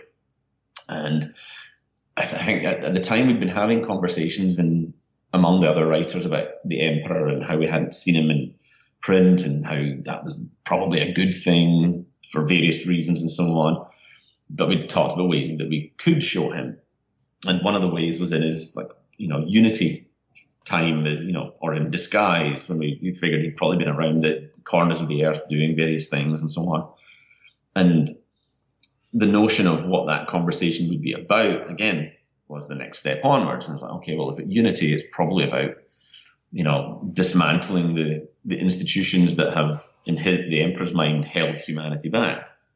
And there was there's a quote, and I wish I could remember it right now. And I'm going to butcher it horribly now. And I think it might have been Voltaire or someone saying something about like humanity would only be able to push forward once the last stone of the last church had fallen on the head of the last priest, sort of thing. And I remember reading that and it might well have been in The God Delusion or something. And I remember reading that and thinking, oh, that's cool. What if you had the last priest on earth talking to the Emperor? Ooh, that could be cool. So that's literally where that came out of. Just reading that quote. At the time, my brain was hunting around for an idea of what could be the conversation and who could it be between. And it just was a nice kind of synergy of wants and needs and a thing popping up at just the moment I needed it. It's like, oh, that's it. That's what the story's going to be about. So, once I was pitching it to Nick in Bugman's at one point, and, as I'm talking, I can see this kind of hooded, suspicious kind of really kind of look coming over his face. But so sure, yeah, there's a big fight at the end, isn't there? It's like, no. Right. So okay, well then, like 1,000 space marines come charging out of the hillside, thunder warriors to defeat the heretics. No. Oh, okay. Okay, well, go for it, yeah. And so it was a challenge for BL as much as it was for me to say, okay, we'll commission this story that does not rely on the things that traditionally our stories have often relied upon. So I wrote it, and Nick and Lindsay edited it and gave me some great feedback on it, and the story morphed and changed based on their notes and feedback, and it became what it became. And then when it got out into the world, the challenge then became on the readers to say, okay, you've been given stories of bolters and chainswords and what have you. Will you bother to read a story that does not include any of those things? And the answer seemed to be an overwhelming absolutely. So they read, and I had a lot of great discussions with people via email, via forums about the story, some who loved it, some who were not so keen on it, but the vast majority of the people seemed to really dig it. That it wasn't, that it came out of left field a little bit, that it was not the story that he'd been expecting. And if you can ever surprise your readers in the course of a story and by the kind of story you tell, then you're onto a winner straight away. Sure. So yeah, it was, and you're right, it was a deeply personal story. It was a deeply enjoyable story to write, and it cemented.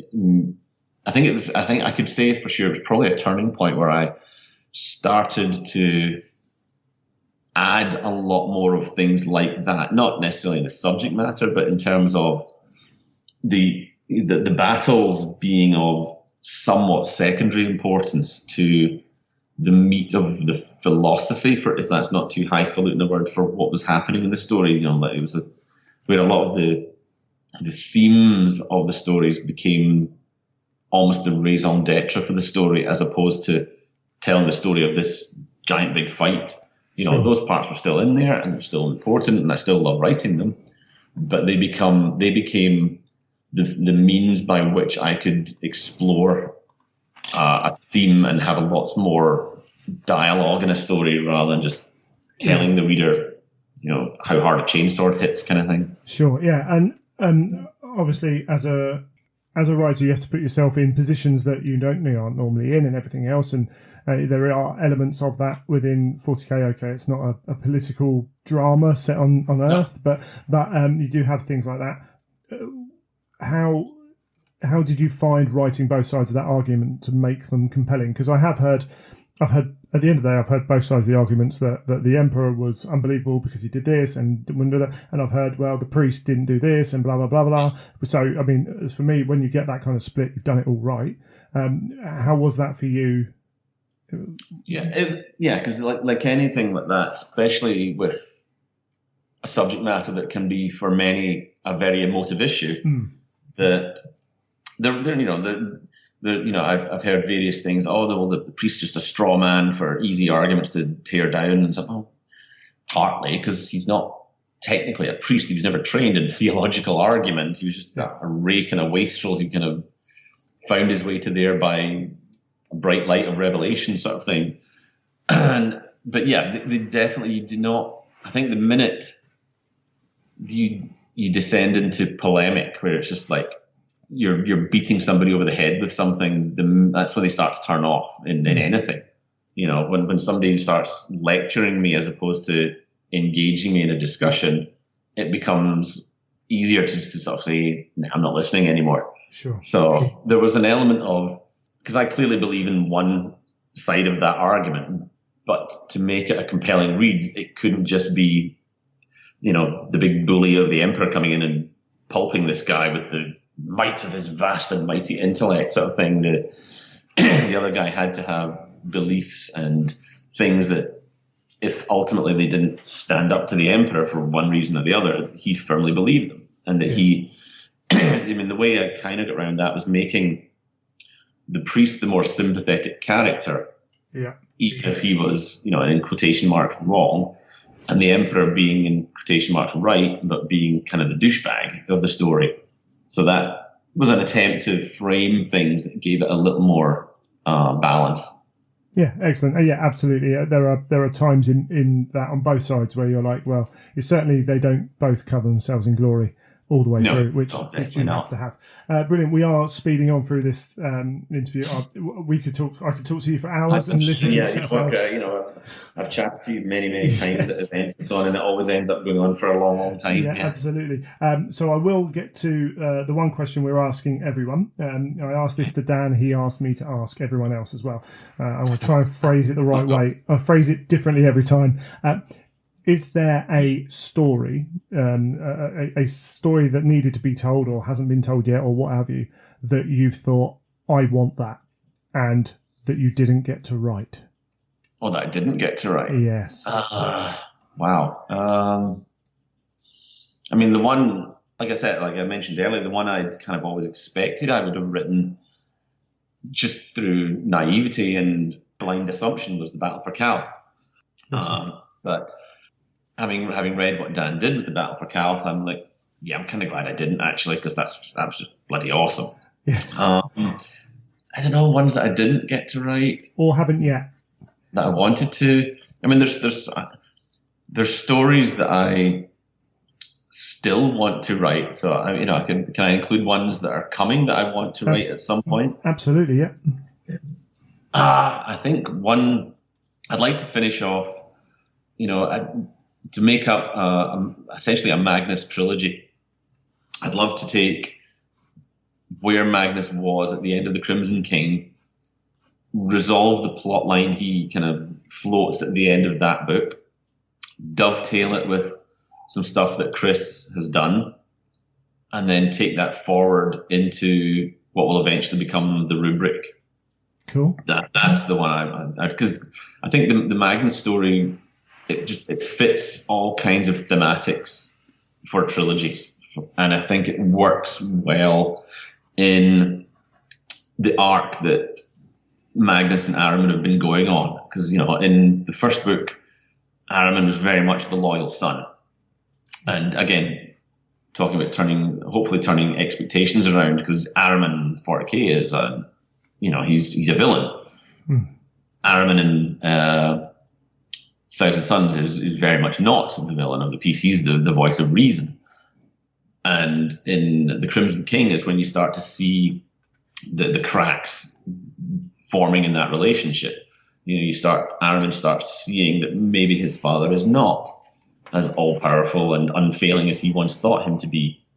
So the natural conclusion is, I think, for the third book, if third book ever materializes, is finally seeing that rift completely broken between that relationship completely broken, and then the rift complete between them, where we see Ahriman finally break and say, no, I think you are wrong. I am going to, begin to properly research what will become known as the rubric. I'm going to try and do what you couldn't do. Sure. It's that sort of classic sort of father-son arc of the son looking to excel over the father kind of thing and do what you couldn't do, and so on. Cool. So I think that's one is deeply, deeply embedded in my skull, saying this is one you should write at some point. Sure. Excellent. That's great to hear. We'll leave the Heresy there. As I say, otherwise we'll be here forever. Are you working on anything? Obviously, you've got a full-time job over in the States now, and you're busy with that. So we've had what was it? Old Wounds, New Scars just released in the event. In the event. Are you working on anything else for Black Library that you can talk about? Yeah.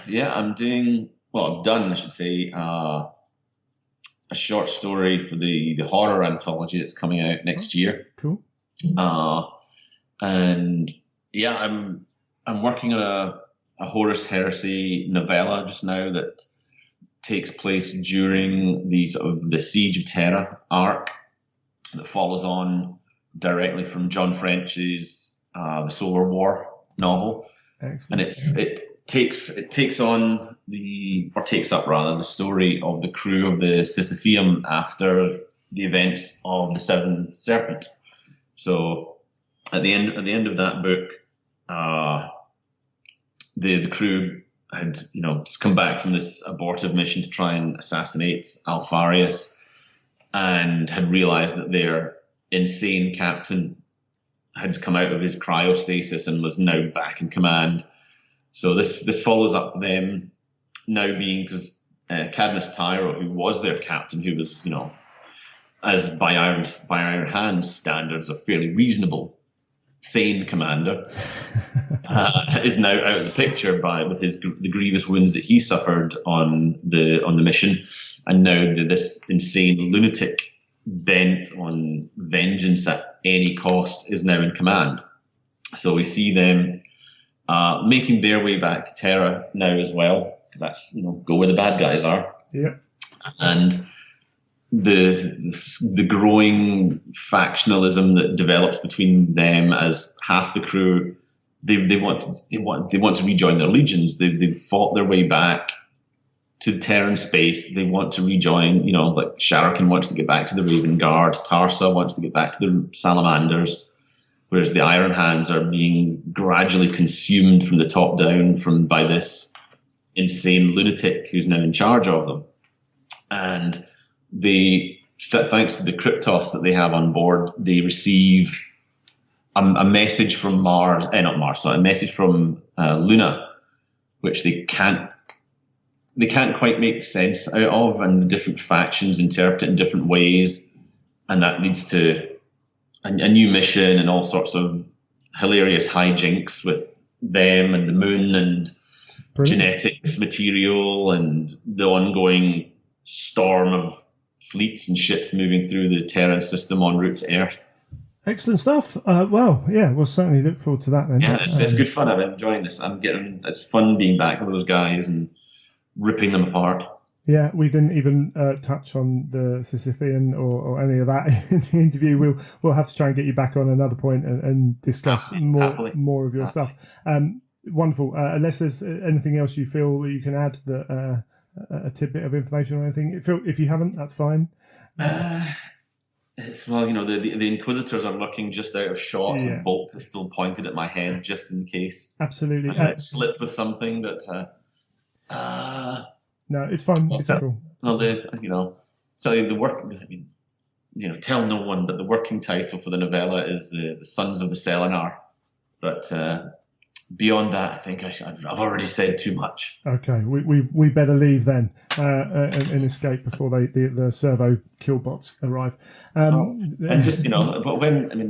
if it hasn't happened by the time this interview goes out, Merry Christmas and Happy New Year to everybody. And if it has already happened, I hope you had a good one.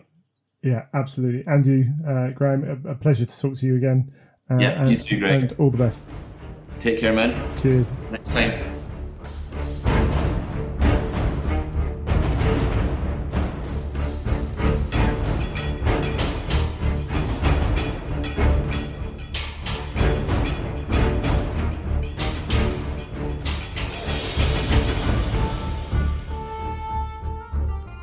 Well, congratulations, you made it to the end of another episode of The Imperial Truth. Once again, it's just me closing out the show, life, work, everything else. Timing's just not happening. Wanted to get this out as quickly as possible, bearing in mind it's late. So apologies for that. Got a couple of things just to go through. We still got the competition to win a copy, limited edition copy of Vulcan, the Primarch's novel. You have to email in what are your kind of hopes and wants for 2019 within the Heresy. They can be far-fetched if you really want to, or they can be pretty simple. As with all emailing competitions, you've got a good chance of winning if you do email in. And we also had another competition running where all you had to do was comment on the Facebook post, the Twitter post, or the Instagram post on last episode, and to win a £10 element voucher. Obviously only really useful for people this side of the pond, but we do have a winner for that, a randomly generated arch_magos on Instagram. So if you haven't heard from me, then send me an email and I'll send you over that code for some Element Games vouchers. Definitely looking at running a few more in 2019. And we're looking at doing some other bits as well. There's hopefully some stuff we're working on that we can announce soon with some cool prizes and different bits and pieces. So keep an eye on the social medias for that. But if you like the show, go and tell your friends about it. Go and post about it on your social media or leave a review on iTunes. They're all really useful for us. If you really like the show, you can support us on Patreon, or you can buy a t-shirt at Teespring. The link is in the show notes for that. Or if you're just at an event that we're at, come up and say hi. It's always good to chat. It's, it might not seem it sometimes, but it is always good to chat, even if I'm shattered and what have you at ridiculous o'clock in the evening in the bar at the Weekender. And I don't even drink, but it's good to see people. And we've said it a number of times, but what being this side of the mic and podcast, throwing our voices out into the ether is one thing, but actually responding and meeting people who listen is really cool. And it's not long now. We'll be at Adepticon as well, which is even better because it's been 2 years since I've been there, and Neil hasn't been there, so it'll be great to meet a whole new host of listeners and everything else, and that whole different scene. Absolutely wonderful.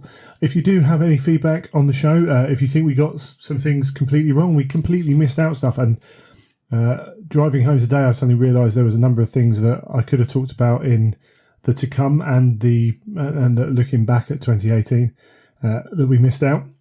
But you could keep going on for hours and hours and hours, and we try not to do that, even though the show's long enough, I think. But yeah, you can email greg@theimperialtruth.com or neil@theimperialtruth.com, or get us on social medias, various, they're all in the show notes. You know most of them by now. I do repeat them a lot. So I do forgive me for putting them out. I'll leave you that for now. I won't do them today. But anyway, I won't labour on too much. I've got some hobby to get done while I edit the podcast, and time is pressing. In fact, actually, one thing I will say is I think I'm going to try and count my hobby hours again this year. Fell apart last year, understandably. The year before that, I didn't quite do as many as I wanted to. Towards the end, it kind of fell apart. But I'm thinking about maybe counting, maybe including games played, just to see kind of what I can do. Is less of a target, more of a incentive to keep going, to see that counter going up. So that's something I'm gonna think about doing. If you've got a target, something like that, if you've got the idea is to paint more models than you buy, what other ones do people do?